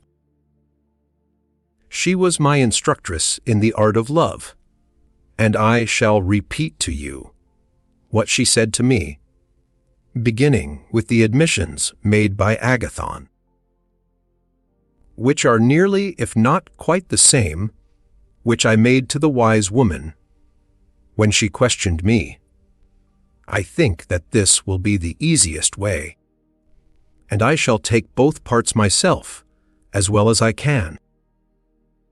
As you, Agathon, suggested, I must speak first of the being and nature of love, and then of his works. First I said to her, in nearly the same words which he used to me, that love was a mighty god, and likewise fair. And she proved to me, as I proved to him, that, by my own showing, love was neither fair nor good. What do you mean, Diotima? I said. Is love then evil and foul? Hush, she cried. Must that be foul which is not fair? Certainly, I said. And is that which is not wise, ignorant? Do you not see that there is a mean between wisdom and ignorance? And what may that be? I said. Right opinion, she replied, which, as you know, being incapable of giving a reason, is not knowledge. Second, for how can knowledge be devoid of reason? Nor again, ignorance. For neither can ignorance attain the truth, but is clearly something which is a mean between ignorance and wisdom. Quite true, I replied. Do not then insist, she said, that what is not fair is of necessity foul, or what is not good evil.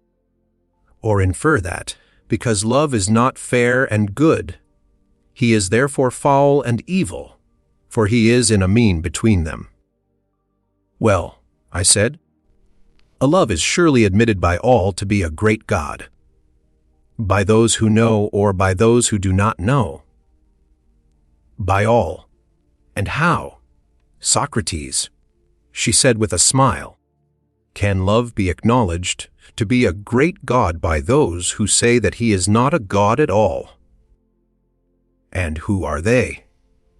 I said. You and I are two of them, she replied. How can that be? I said. It is quite intelligible, she replied.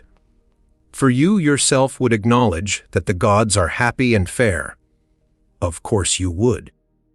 Would you dare to say that any god was not? Certainly not, I replied.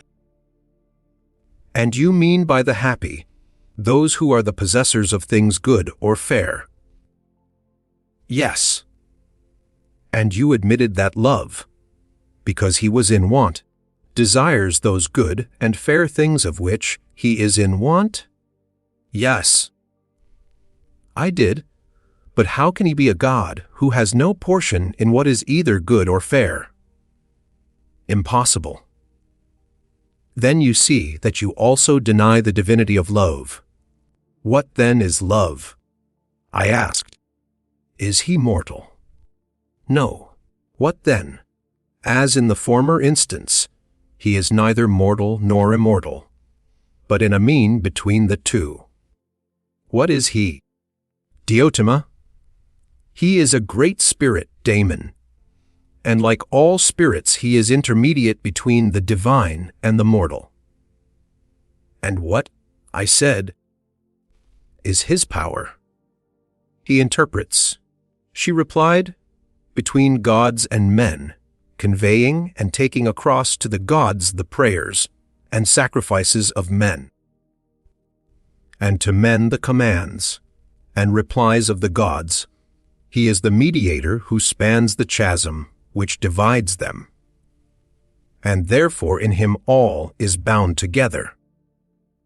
Of and through him the arts of the prophet and the priest, their sacrifices and mysteries and charms, and all prophecy and incantation, find their way. For God mingles not with man, but through love all the intercourse and converse of God with man, whether awake or asleep, is carried on. The wisdom which understands this is spiritual. All other wisdom, such as that of arts and handicrafts, is mean and vulgar. Now these spirits or intermediate powers are many and diverse, and one of them is love. And who, I said, was his father, and who his mother? The tale, she said, will take time. Nevertheless, I will tell you.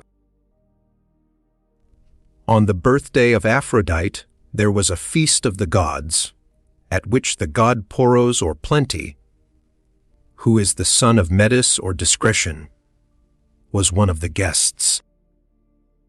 When the feast was over, Penaea or Poverty, as the manner is on such occasions, came about the doors to beg. Now Plenty, who was the worse for nectar, there was no wine in those days, went into the garden of Zeus, and fell into a heavy sleep. And Poverty, considering her own straitened circumstances, plotted to have a child by him, and accordingly she lay down at his side and conceived love. Who partly because he is naturally a lover of the beautiful, and because Aphrodite is herself beautiful, and also because he was born on her birthday, is her follower and attendant. And as his parentage is, so also are his fortunes. In the first place he is always poor, and anything but tender and fair, as the many imagine him, and he is rough and squalid, and has no shoes, nor a house to dwell in. On the bare earth exposed, he lies under the open heaven, in the streets, or at the doors of houses, taking his rest, and like his mother, he is always in distress. Like his father, too, whom he also partly resembles, he is always plotting against the fair and good. He is bold, enterprising, strong, a mighty hunter, always weaving some intrigue or other, keen in the pursuit of wisdom, fertile in resources, a philosopher at all times, terrible as an enchanter, sorcerer, sophist. He is by nature neither mortal nor immortal, but alive and flourishing at one moment, when he is in plenty, and dead at another moment, and again alive by reason of his father's nature. But that which is always flowing in is always flowing out, and so he is never in want, and never in wealth, and, further, he is in a mean between ignorance and knowledge. But the truth of the matter is this: no god is a philosopher or seeker after wisdom, for he is wise already, nor does any man who is wise seek after wisdom. Neither do the ignorant seek after wisdom. For herein is the evil of ignorance, that he who is neither good nor wise is nevertheless satisfied with himself. He has no desire for that of which he feels no want. But who then, Diotima, I said, are the lovers of wisdom? Other they are neither the wise nor the foolish. A child may answer that question. She replied, they are those who are in a mean between the two. Love is one of them. For wisdom is a most beautiful thing, and love is of the beautiful, and therefore love is also a philosopher or lover of wisdom. And being a lover of wisdom is in a mean between the wise and the ignorant. And of this too his birth is the cause, for his father is wealthy and wise, and his mother poor and foolish. Such, my dear Socrates, is the nature of the spirit love. The error in your conception of him was very natural, and as I imagine from what you say, has arisen out of a confusion of love and the beloved, which made you think that love was all beautiful. For the beloved is the truly beautiful, and delicate, and perfect, and blessed, but the principle of love is of another nature, and is such as I have described. I said, O thou stranger woman, thou sayest well, but assuming love to be such as you say, what is the use of him to men? That, Socrates, she replied, I will attempt to unfold of his nature, and birth I have already spoken, and you acknowledge that love is of the beautiful. But some one will say, of the beautiful in what, Socrates and Diotima? Or rather, let me put the question more clearly, and ask, when a man loves the beautiful, what does he desire? I answered her that the beautiful may be his. Still, she said, the answer suggests a further question. What is given by the possession of beauty? To what you have asked, I replied, I have no answer ready. Then, she said, let me put the word good in the place of the beautiful, and repeat the question once more.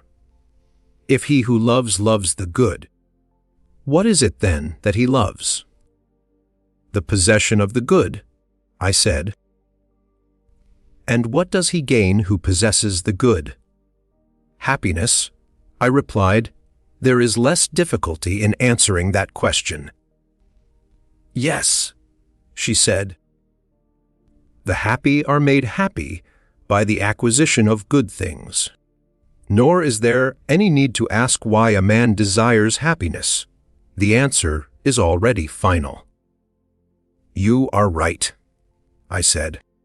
And is this wish and this desire common to all?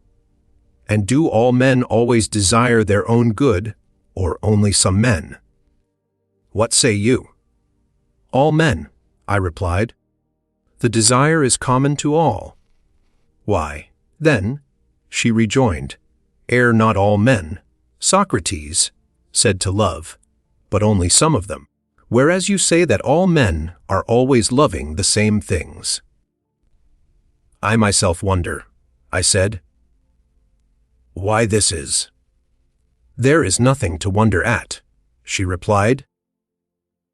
The reason is that one part of love is separated off and receives the name of the whole, but the other parts have other names. Give an illustration, I said. She answered me as follows. There is poetry, which, as you know, is complex and manifold. All creation or passage of non, being into being is poetry or making, and the processes of all art are creative. And the masters of arts are all poets or makers. Very true. Still, she said, you know that they are not called poets, but have other names. Only that portion of the art which is separated off from the rest, and is concerned with music and meter, is termed poetry. And they who possess poetry in this sense of the word are called poets. Very true, I said, and the same holds of love. For you may say, generally, that all desire of good and happiness is only the great and subtle power of love. But they who are drawn towards him by any other path, whether the path of money, making or gymnastics or philosophy, are not called lovers. The name of the whole is appropriated to those whose affection takes one form only. They alone are said to love, or to be lovers. I dare say, I replied, that you are right. Yes, she added. And you hear people say that lovers are seeking for their other half. But I say that they are seeking neither for the half of themselves, nor for the whole, unless the half or the whole be also a good. And they will cut off their own hands and feet, and cast them away, if they are evil, for they love not what is their own. Unless perchance there be some one who calls what belongs to him the good, and what belongs to another the evil. For there is nothing which men love but the good. Is there anything? Certainly, I should say that there is nothing.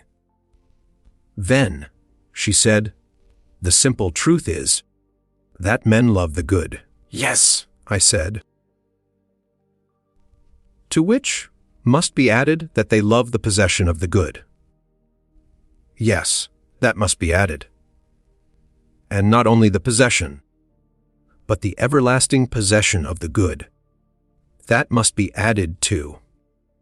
Then love, she said, may be described generally as the love of the everlasting possession of the good.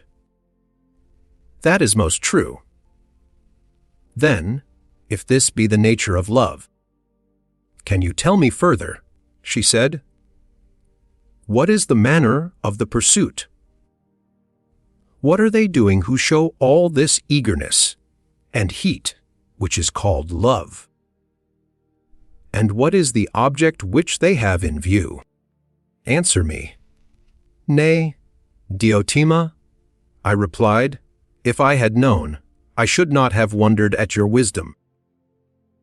Neither should I have come to learn from you about this very matter. Well, she said, I will teach you.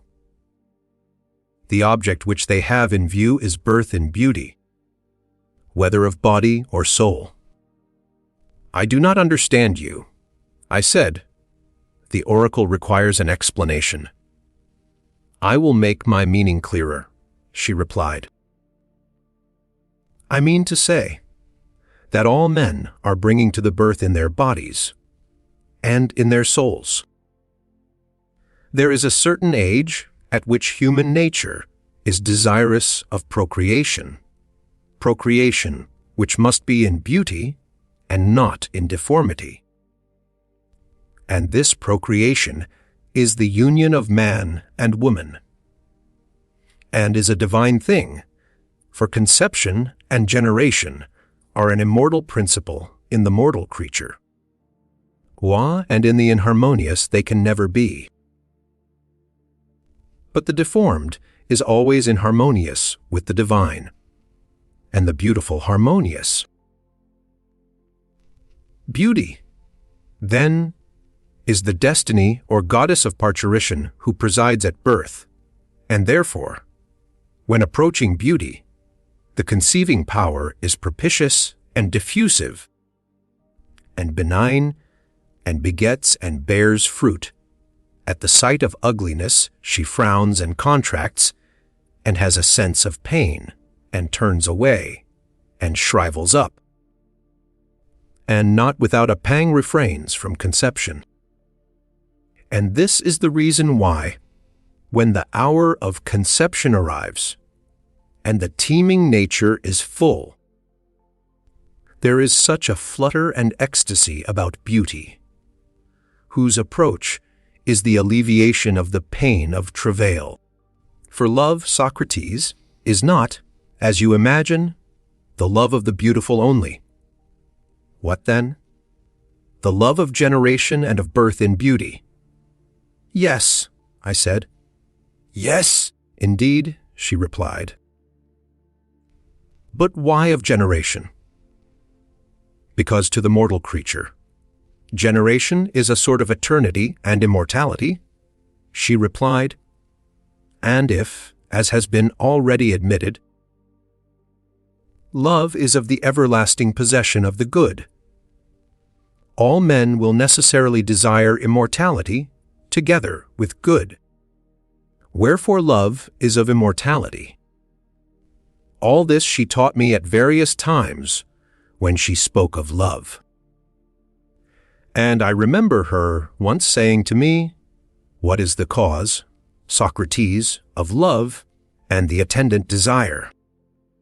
See you not how all animals, birds as well as beasts, in their desire of procreation, are in agony when they take the infection of love, which begins with the desire of union, whereto is added the care of offspring, on whose behalf the weakest are ready to battle against the strongest, even to the uttermost, and to die for them, and will let themselves be tormented with hunger or suffer anything in order to maintain their young. Man may be supposed to act thus from reason, but why should animals have these passionate feelings? Can you tell me why?" Again I replied that I did not know. She said to me, "And do you expect ever to become a master in the art of love, if you do not know this? But I have told you already, Diotima, that my ignorance is the reason why I come to you, for I am conscious that I want a teacher. Tell me then the cause of this, and of the other mysteries of love.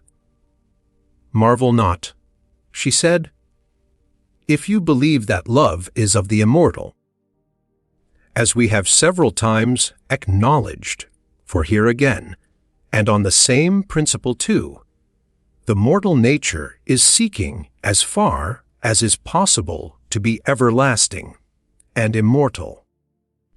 And this is only to be attained by generation, because generation always leaves behind a new existence in the place of the old. Nay, even in the life of the same individual, there is succession, and not absolute unity. A man is called the same. And yet in the short interval, which elapses between youth and age, and in which every animal is said to have life and identity, he is undergoing a perpetual process of loss and reparation. Hair, flesh, bones, blood, and the whole body are always changing, which is true not only of the body, but also of the soul, whose habits, tempers, opinions, desires, pleasures, pains, fears, never remain the same in any one of us, but are always coming and going, and equally true of knowledge, and what is still more surprising to us mortals. Not only do the sciences in general spring up and decay, so that, in respect of them, we are never the same, but each of them individually experiences a like change. For what is implied in the word? Recollection. But the departure of knowledge, which is ever being forgotten, and is renewed and preserved by recollection, and appears to be the same although in reality new, according to that law of succession by which all mortal things are preserved, not absolutely the same, but by substitution, the old worn out mortality leaving another new and similar existence behind, unlike the divine, which is always the same and not another. And in this way, Socrates, the mortal body, or mortal anything, partakes of immortality, but the immortal in another way. Marvel not then at the love which all men have of their offspring, for that universal love and interest is for the sake of immortality. I was astonished at her words, and said, Is this really true, O thou wise Diotima?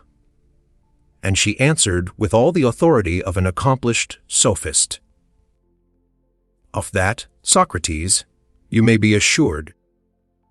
Think only of the ambition of men, and you will wonder at the senselessness of their ways, unless you consider how they are stirred by the love of an immortality of fame. They are ready to run all risks, greater far than they would have run for their children, and to spend money, and undergo any sort of toil, and even to die, for the sake of leaving behind them a name which shall be eternal. Do you imagine that Alcestis would have died to save Admetus, or Achilles to avenge Patroclus, or your own Codrus, in order to preserve the kingdom for his sons, if they had not imagined that the memory of their virtues, which still survives among us, would be immortal? Nay, she said, I am persuaded that all men do all things, and the better they are the more they do them, in hope of the glorious fame of immortal virtue, for they desire the immortal. Those who are pregnant in the body only betake themselves to women and beget children. This is the character of their love, their offspring, as they hope, will preserve their memory, and giving them the blessedness and immortality, which they desire in the future. But souls which are pregnant, for there certainly are men who are more creative in their souls than in their bodies, conceive that which is proper for the soul to conceive or contain. And what are these conceptions? Wisdom and virtue in general. And such creators are poets and all artists who are deserving of the name inventor. But the greatest and fairest sort of wisdom by far is that which is concerned with the ordering of states and families, and which is called temperance and justice. And he who in youth has the seed of these implanted in him, and is himself inspired, when he comes to maturity desires to beget and generate. He wanders about seeking beauty, that he may beget offspring, for in deformity he will beget nothing, and naturally embraces the beautiful, rather than the deformed body. Above all, when he finds a fair and noble, and well-nurtured soul, he embraces the two in one person, and to such an one he is full of speech about virtue and the nature and pursuits of a good man, and he tries to educate him. And at the touch of the beautiful, which is ever present to his memory, even when absent, he brings forth that which he had conceived long before, and in company with him tends that which he brings forth, and they are married by a far nearer tie, and have a closer friendship than those who beget mortal children. For the children, who are their common offspring, are fairer and more immortal. Who, when he thinks of Homer and Hesiod and other great poets, would not rather have their children than ordinary human ones? Who would not emulate them in the creation of children such as theirs, which have preserved their memory and given them everlasting glory? Or who would not have such children as Lycurgus left behind him to be the saviors, not only of Lacedaemon, but of Hellas, as one may say? There is Solon, too, who is the revered father of Athenian laws, and many others there are in many other places, both among Hellenes and barbarians, who have given to the world many noble works, and have been the parents of virtue of every kind. And many temples have been raised in their honor for the sake of children such as theirs, which were never raised in honor of any one, for the sake of his mortal children.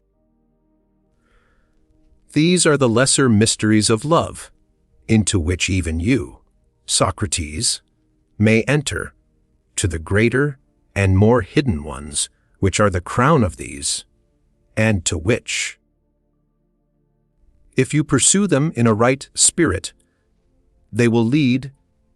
I know not whether you will be able to attain, but I will do my utmost to inform you, and do you follow if you can. For he who would proceed aright in this matter should begin in youth to visit beautiful forms, and first, if he be guided by his instructor aright, to love one such form only. Out of that he should create fair thoughts, and soon he will of himself perceive that the beauty of one form is akin to the beauty of another. And then if beauty of form in general is his pursuit, how foolish would he be not to recognize that the beauty in every form is and the same? And when he perceives this, he will abate his violent love of the one, which he will despise and deem a small thing, and will become a lover of all beautiful forms. In the next stage, he will consider that the beauty of the mind is more honorable than the beauty of the outward form. So that if a virtuous soul have but a little comeliness, he will be content to love and tend him, and will search out and bring to the birth thoughts which may improve the young, until he is compelled to contemplate and see the beauty of institutions and laws, and to understand that the beauty of them all is of one family, and that personal beauty is a trifle, and after laws and institutions he will go on to the sciences, that he may see their beauty, being not like a servant in love, with the beauty of one youth, or man, or institution, himself a slave mean and narrow-minded, but drawing towards and contemplating the vast sea of beauty. He will create many fair and noble thoughts and notions in boundless love of wisdom, until on that shore he grows and waxes strong, and at last the vision is revealed to him of a single science, which is the science of beauty everywhere. To this I will proceed. Please to give me your very best attention. He who has been instructed thus far in the things of love, and who has learned to see the beautiful in due order and succession, when he comes toward the end, will suddenly perceive a nature of wondrous beauties. And this, Socrates, is the final cause of all our former toils, a nature which in the first place is everlasting, not growing and decaying, or waxing and waning, secondly, not fair in one point of view, and foul in another, or at one time, or in one relation, or at one place fair, at another time, or in another relation, or at another place foul, as if fair to some and foul to others, or in the likeness of a face or hands, or any other part of the bodily frame, or in any form of speech or knowledge, or existing in any other being, as for example, in an animal, or in heaven, or in earth, or in any other place, but beauty absolute, separate, simple, and everlasting, which without diminution, and without increase, or any change, is imparted to the ever, growing, and perishing beauties of all other things. He who from these ascending, under the influence of true love, begins to perceive that beauty is not far from the end.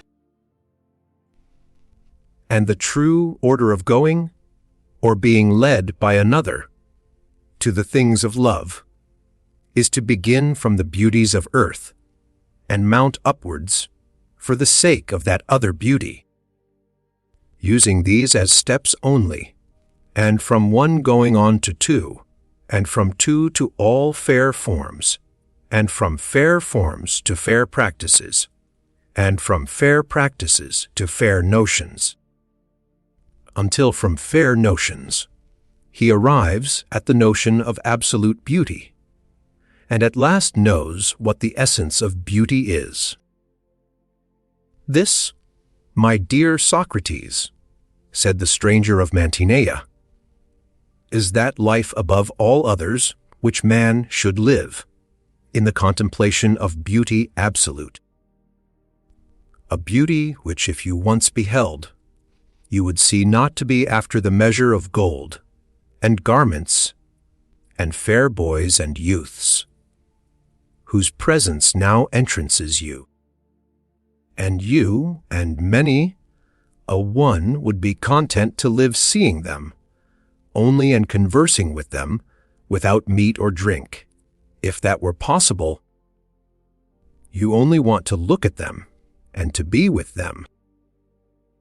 But what if man had eyes to see the true beauty, the divine beauty, I mean, pure and clear and unalloyed, not clogged with the pollutions of mortality, and all the colors and vanities of human life, thither looking, and holding converse with the true beauty simple and divine. Remember how in that communion only, beholding beauty with the eye of the mind, he will be enabled to bring forth, not images of beauty, but realities. Sitter, for he has hold not of an image, but of a reality, and bringing forth, and nourishing true virtue to become the friend of God, and be immortal, if mortal man may. Would that be an ignoble life? Such, Phaedrus, and I speak not only to you, but to all of you, were the words of Diotima, and I am persuaded of their truth. And being persuaded of them, I try to persuade others that in the attainment of this end human nature will not easily find a helper better than love, and therefore, also, I say that every man ought to honor him, as I myself honor him, and walk in his ways, and exhort others to do the same, and praise the power and spirit of love, according to the measure of my ability, now and ever. The words which I have spoken, you, Phaedrus, may call an encomium of love, or anything else which you please.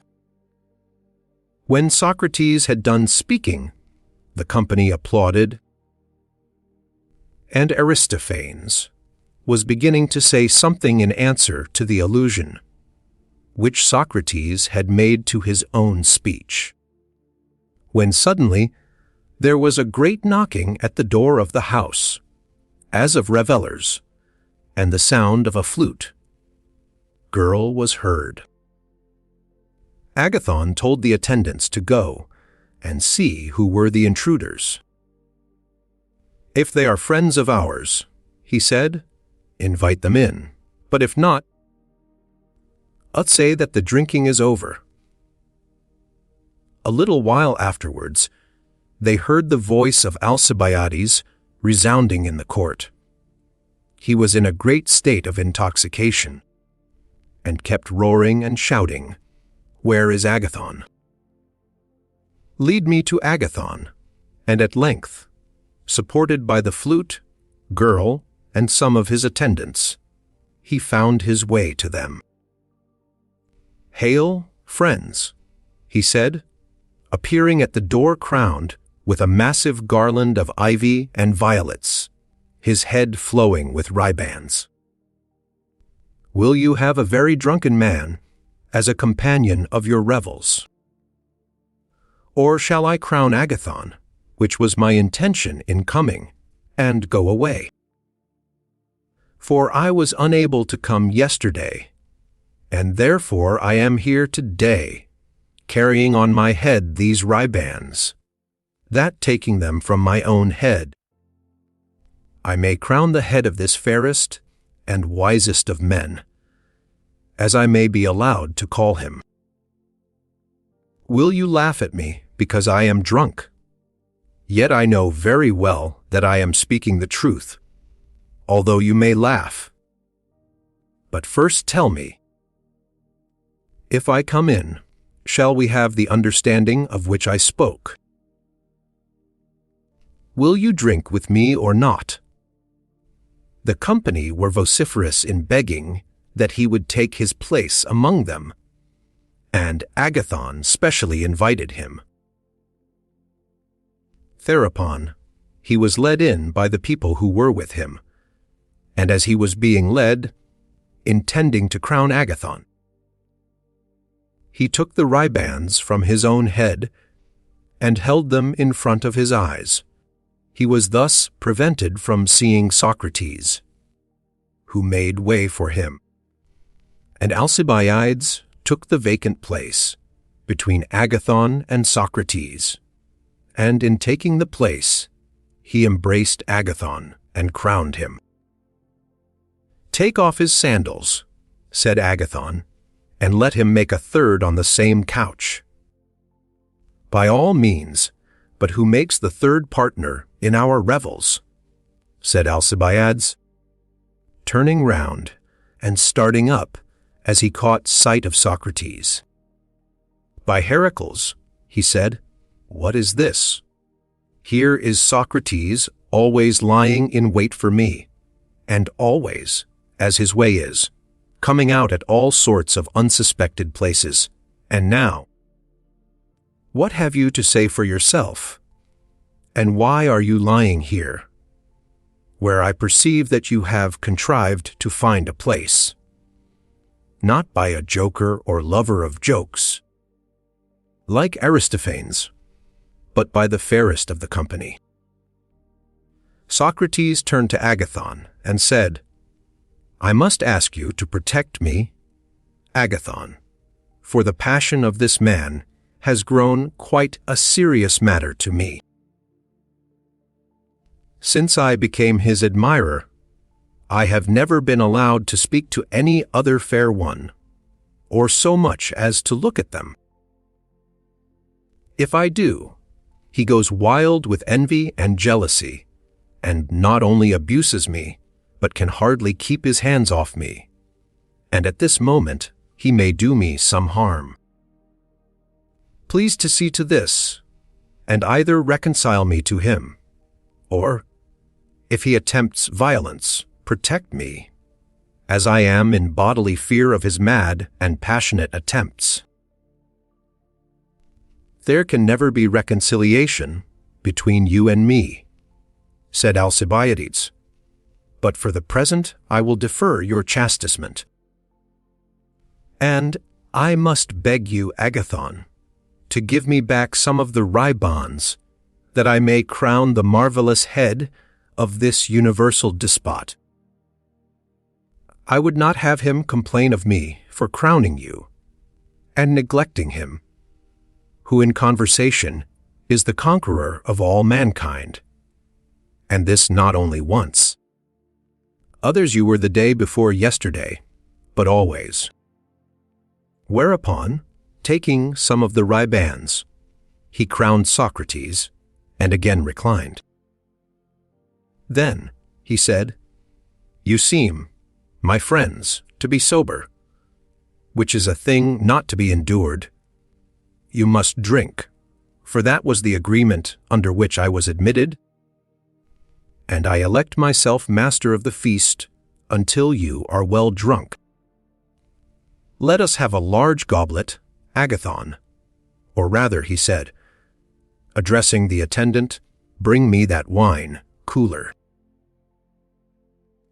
The wine, cooler which had caught his eye was a vessel, holding more than 2 quarts.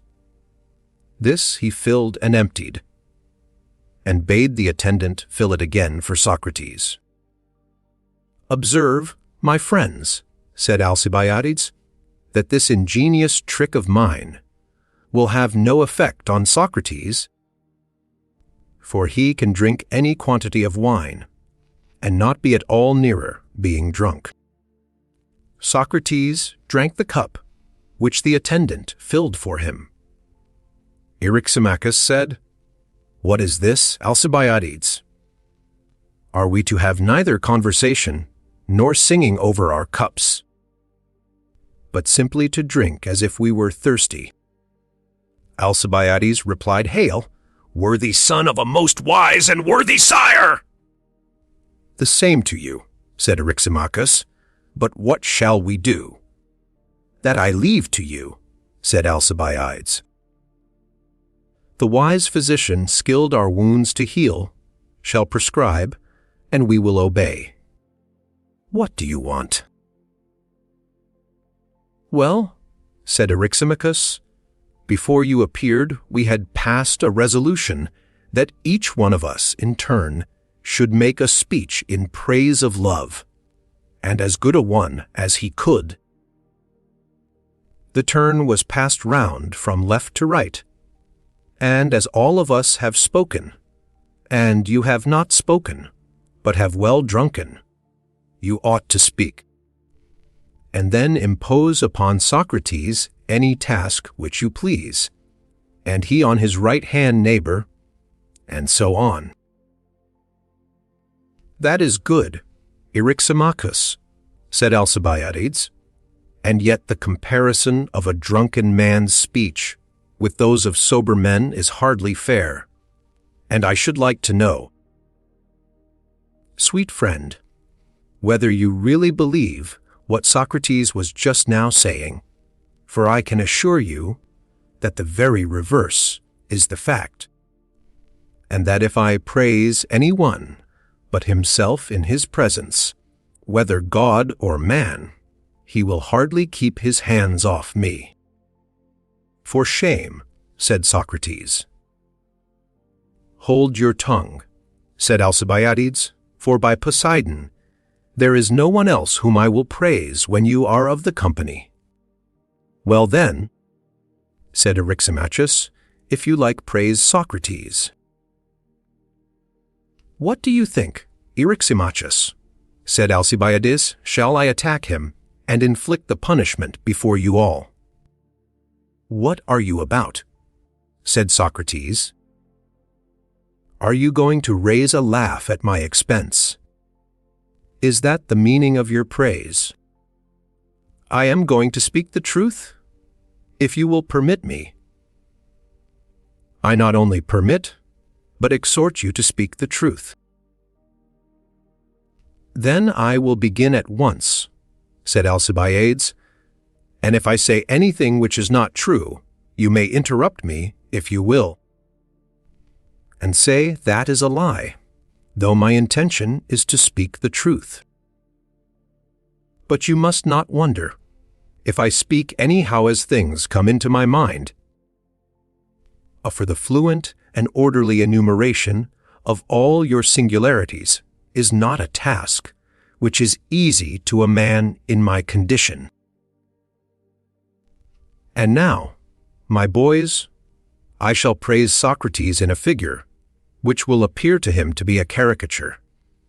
And yet I speak, not to make fun of him, but only for the truth's sake. I say that he is exactly like the busts of Silenus, which are set up in the statuaries' shops, holding pipes and flutes in their mouths. And they are made to open in the middle and have images of gods inside them. I say also that he is like Marsyas the satyr.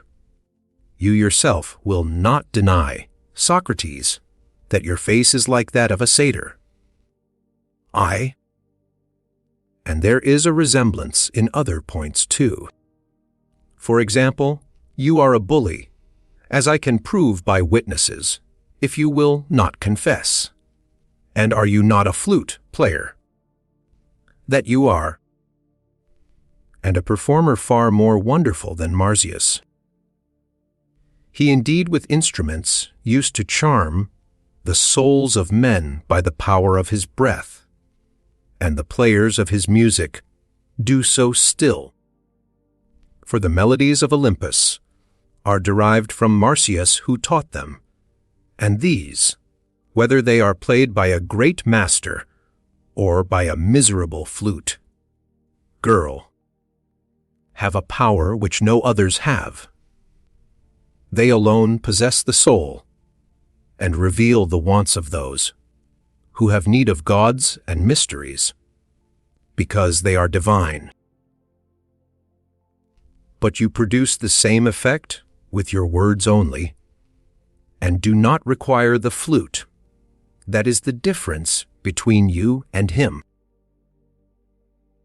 When we hear any other speaker, even a very good one, he produces absolutely no effect upon us, or not much, whereas the mere fragments of you and your words, even at second hand, and however imperfectly repeated, amaze and possess the souls of every man, woman, and child who comes within hearing of them. And if I were not afraid that you would think me hopelessly drunk, I would have sworn as well as spoken to the influence, which they have always had, and still have over me. For my heart leaps within me more than that of any Corybantian reveller, and my eyes rain tears when I hear them. And I observe that many others are affected in the same manner. I have heard Pericles and other great orators, and I thought that they spoke well, but I never had any similar feeling. My soul was not stirred by them, nor was I angry at the thought of my own slavish state. But this Marsyas has often brought me to such a pass that I have felt as if I could hardly endure the life which I am leading. This, Socrates, you will admit. And I am conscious that if I did not shut my ears against him, and fly as from the voice of the siren, my fate would be like that of others. He would transfix me, and I should grow old sitting at his feet. For he makes me confess that I ought not to live as I do, neglecting the wants of my own soul, and busying myself with the concerns of the Athenians. Therefore I hold my ears and tear myself away from him. And he is the only person who ever made me ashamed, which you might think not to be in my nature, and there is no one else who does the same. For I know that I cannot answer him, or say that I ought not to do as he bids. But when I leave his presence, the love of popularity gets the better of me. And therefore I run away and fly from him. And when I see him, I am ashamed of what I have confessed to him. Many a time have I wished that he were dead, and yet I know that I should be much more sorry than glad if he were to die, so that I am at my wit's end. And this is what I and many others have suffered from the flute, playing of this satyr. Yet hear me once more, while I show you how exact the image is, and how marvelous his power. For let me tell you, none of you know him, but I will reveal him to you. Having begun, I must go on. See you how fond he is of the fair. He is always with them, and is always being smitten by them. And then again he knows nothing, and is ignorant of all things. Such is the appearance which he puts on. Is he not like a Silenus in this? To be sure he is. His outer mask is the carved head of the Silenus. But, O my companions in drink, when he is opened, what temperance there is residing within! Know you that beauty and wealth and honor, at which the many wonder, are of no account with him, and are utterly despised by him? He regards not at all the persons who are gifted with them. Mankind are nothing to him. All his life is spent in mocking and flouting at them. But when I opened him, and looked within at his serious purpose, I saw in him divine and golden images of such fascinating beauty that I was ready to do in a moment whatever Socrates commanded. They may have escaped the observation of others, but I saw them. Now I fancied that he was seriously enamored of my beauty, and I thought that I should therefore have a grand opportunity of hearing him tell what he knew. For I had a wonderful opinion of the attractions of my youth.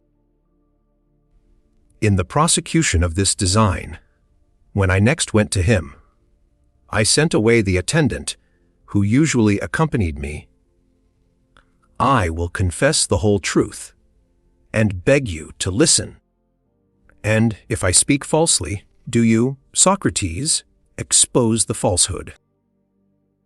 Well, he and I were alone together, and I thought that when there was nobody with us, I should hear him speak the language which lovers use to their loves when they are by themselves, and I was delighted. Nothing of the sort. He conversed as usual and spent the day with me, and then went away. Afterwards I challenged him to the palæstra, and he wrestled and closed with me several times, when there was no one present. I fancied that I might succeed in this manner. Not a bit. I made no way with him. Lastly, as I had failed hitherto, I thought that I must take stronger measures and attack him boldly, and, as I had begun, not give him up, but see how matters stood between him and me. So I invited him to sup with me, just as if he were a fair youth, and I a designing lover. He was not easily persuaded to come. He did, however, after a while accept the invitation, and when he came the first time, he wanted to go away at once, as soon as supper was over, and I had not the face to detain him. The second time, still in pursuance of my design, after we had supped, I went on conversing far into the night, and when he wanted to go away, I pretended that the hour was late, and that he had much better remain. So he lay down on the couch next to me, the same on which he had supped, and there was no one but ourselves sleeping in the apartment. All this may be told without shame to anyone. But what follows I could hardly tell you if I were sober. Yet, as the proverb says, in vino veritas, whether with boys or without them, and therefore I must speak. Nor, again, should I be justified in concealing the lofty actions of Socrates when I come to praise him. Moreover, I have felt the serpent's sting, and he who has suffered, as they say, is willing to tell his fellow, sufferers only, as they alone will be likely to understand him, and will not be extreme in judging of the sayings or doings, which have been wrung from his agony. For I have been bitten by a more than viper's tooth. I have known in my soul, or in my heart, or in some other part, that worst of pangs, more violent in ingenuous youth than any serpent's tooth, the pang of philosophy, which will make a man say or do anything. And you whom I see around me, Phaedrus and Agathon and Eryximachus, and Pausanias and Aristodemus and Aristophanes, all of you, and I need not say Socrates himself, have had experience of the same madness and passion in your longing after wisdom. Therefore listen, and excuse my doings then, and my sayings now. But let the attendants and other profane and unmannered persons close up the doors of their ears. When the lamp was put out and the servants had gone away, I thought that I must be plain with him and have no more ambiguity. So I gave him a shake, and I said, Socrates, are you asleep? No, he said. Do you know what I am meditating? What are you meditating? He said. I think, I replied, that of all the lovers whom I have ever had you are the only one who is worthy of me, and you appear to be too modest to speak. Now I feel that I should be a fool to refuse you this or any other favor, and therefore I come to lay at your feet all that I have and all that my friends have, in the hope that you will assist me in the way of virtue, which I desire above all things, and in which I believe that you can help me better than anyone else. And I should certainly have more reason to be ashamed of what wise men would say if I were to refuse a favor to such as you, than of what the world, who are mostly fools, would say of me if I granted it. To these words he replied in the ironical manner which is so characteristic of him. Alcibiades, my friend, you have indeed an elevated aim, if what you say is true, and if there really is in me any power by which you may become better. Truly you must see in me some rare beauty of a kind infinitely higher than any which I see in you. And therefore, if you mean to share with me, and to exchange beauty for beauty, you will have greatly the advantage of me. You will gain true beauty in return for appearance, like Diomed, gold in exchange for brass. But look again, sweet friend, and see whether you are not deceived in me. The mind begins to grow critical when the bodily eye fails, and it will be a long time before you get old."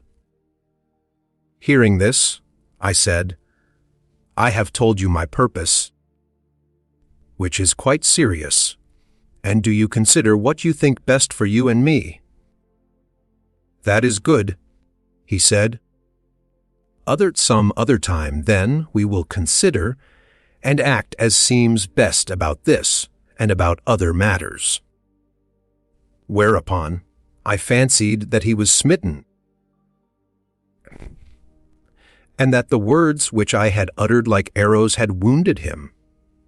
And so, without waiting to hear more, I got up, and throwing my coat about him, crept under his threadbare cloak, as the time of year was winter. And there I lay during the whole night, having this wonderful monster in my arms. This again, Socrates, will not be denied by you.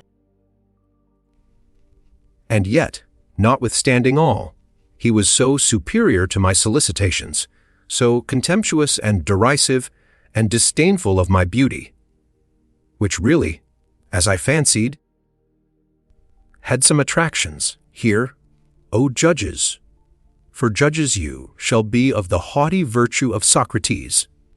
Nothing more happened.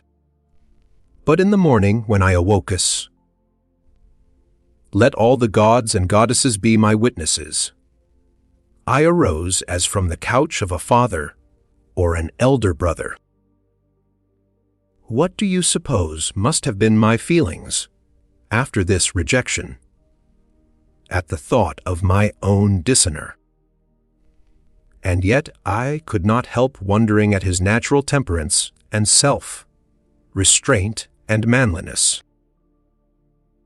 I never imagined that I could have met with a man such as he is in wisdom and endurance, and therefore I could not be angry with him or renounce his company, any more than I could hope to win him.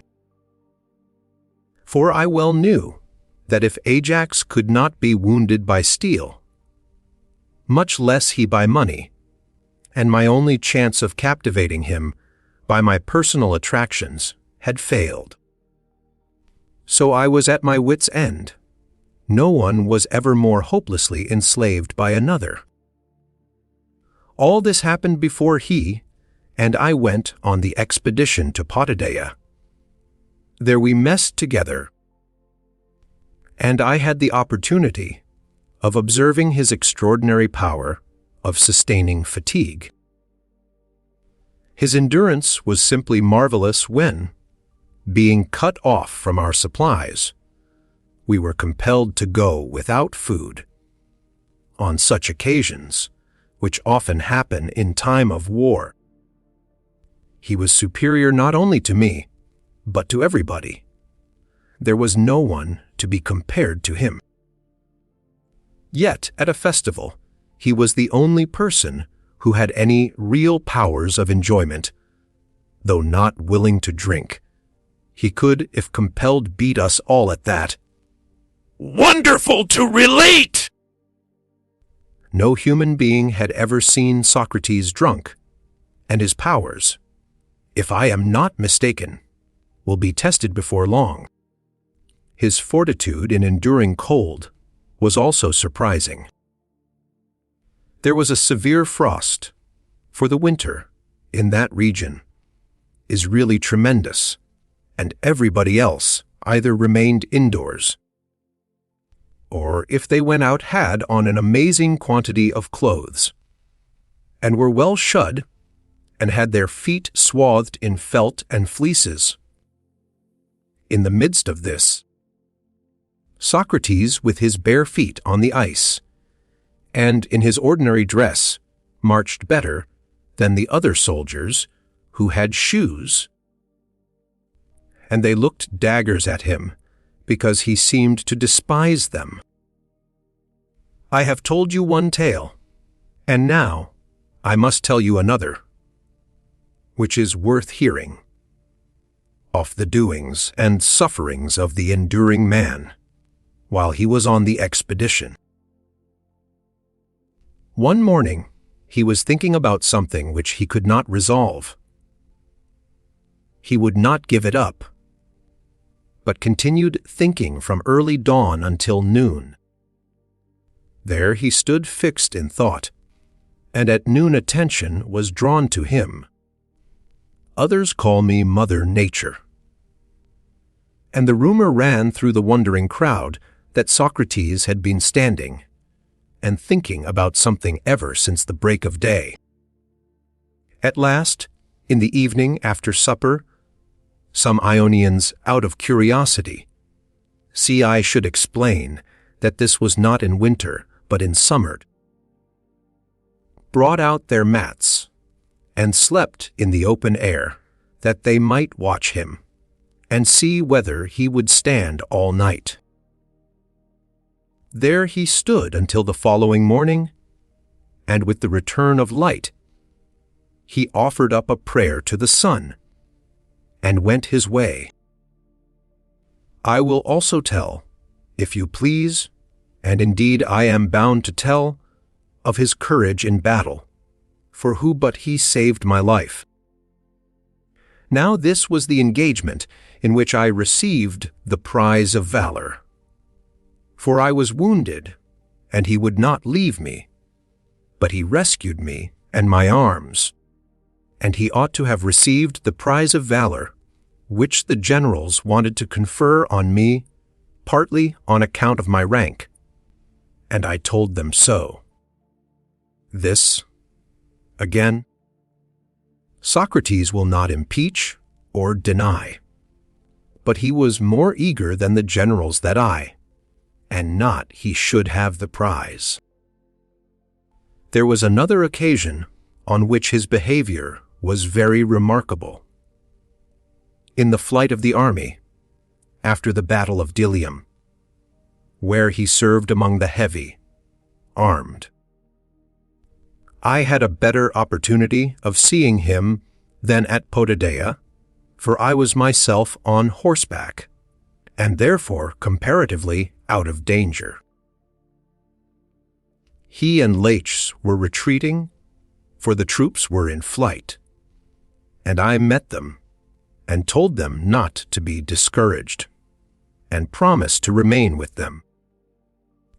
And there you might see him, Aristophanes, as you describe, just as he is in the streets of Athens, stalking like a pelican, and rolling his eyes, calmly contemplating enemies as well as friends, and making very intelligible to anybody, even from a distance, that whoever attacked him would be likely to meet with a stout resistance. And in this way he and his companion escaped. For this is the sort of man who is never touched in war. Those only are pursued who are running away headlong. I particularly observed how superior he was to Laches in presence of mind. Many are the marvels which I might narrate in praise of Socrates. Most of his ways might, perhaps, be paralleled in another man, but his absolute unlikeness to any human being that is or ever has been as perfectly astonishing. You may imagine Brasidas and others to have been like Achilles, or you may imagine Nestor and Antenor to have been like Pericles.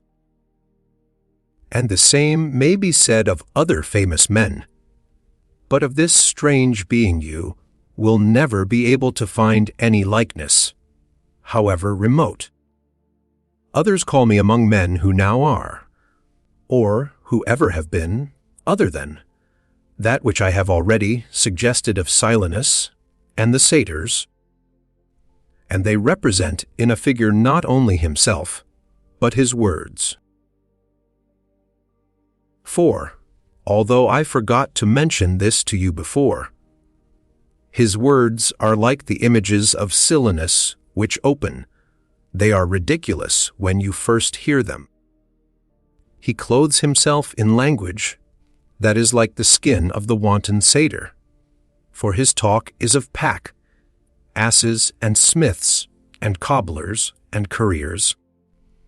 And he is always repeating the same things in the same words, so that any ignorant or inexperienced person might feel disposed to laugh at him.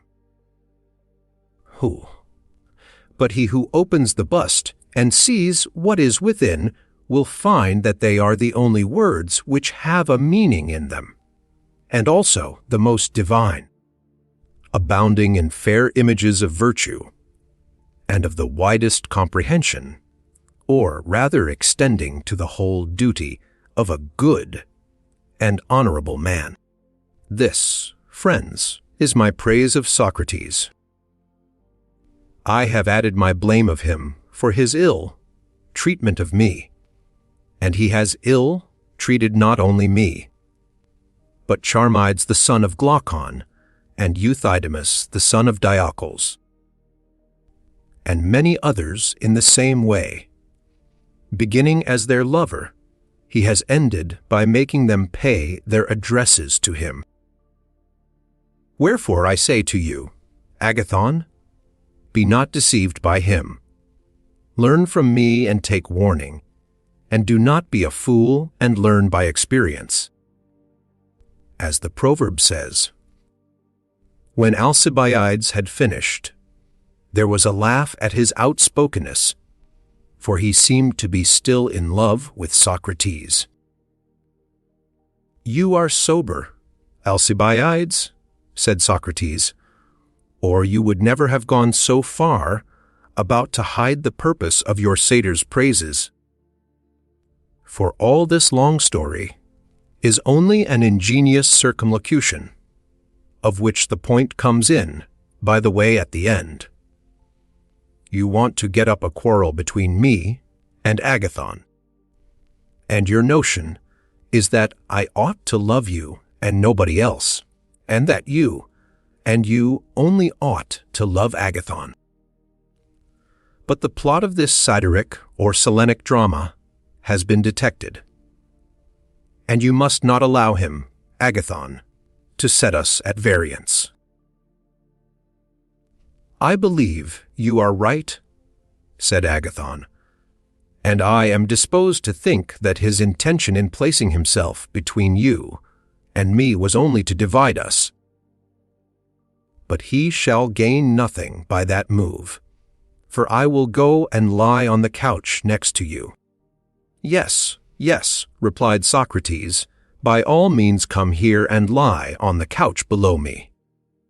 Alice, said Alcibiades, how I am fooled by this man. He is determined to get the better of me at every turn. I do beseech you, allow Agathon to lie between us. Certainly not, said Socrates, as you praised me. And I in turn ought to praise my neighbor on the right. He will be out of order in praising me again, when he ought rather to be praised by me, and I must entreat you to consent to this, and not be jealous, for I have a great desire to praise the youth. Hurrah! Cried Agathon, I will rise instantly, that I may be praised by Socrates.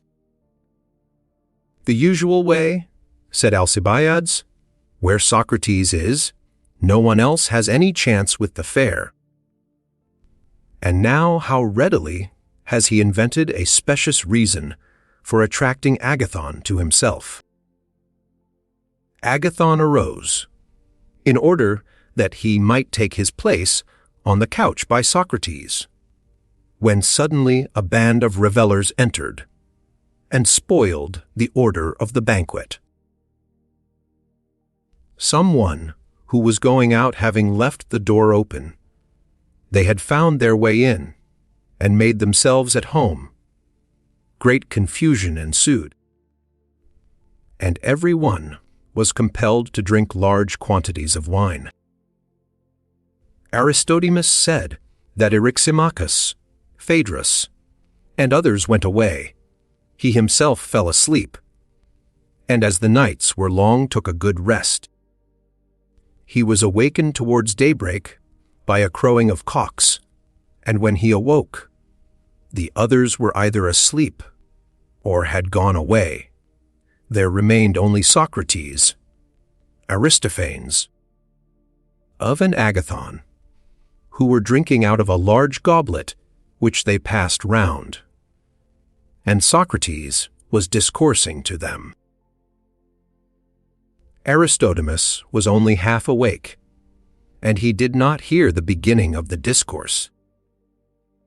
The chief thing which he remembered was Socrates compelling the other two to acknowledge that the genius of comedy was the same with that of tragedy, and that the true artist in tragedy was an artist in comedy also. To this they were constrained to assent, being drowsy and not quite following the argument. And first of all Aristophanes dropped off. Then, when the day was already dawning, Agathon. Socrates, having laid them to sleep, rose to depart, Aristodemus, as his manner was, following him. At the Lyceum he took a bath, and passed the day as usual. In the evening he retired to rest at his own home,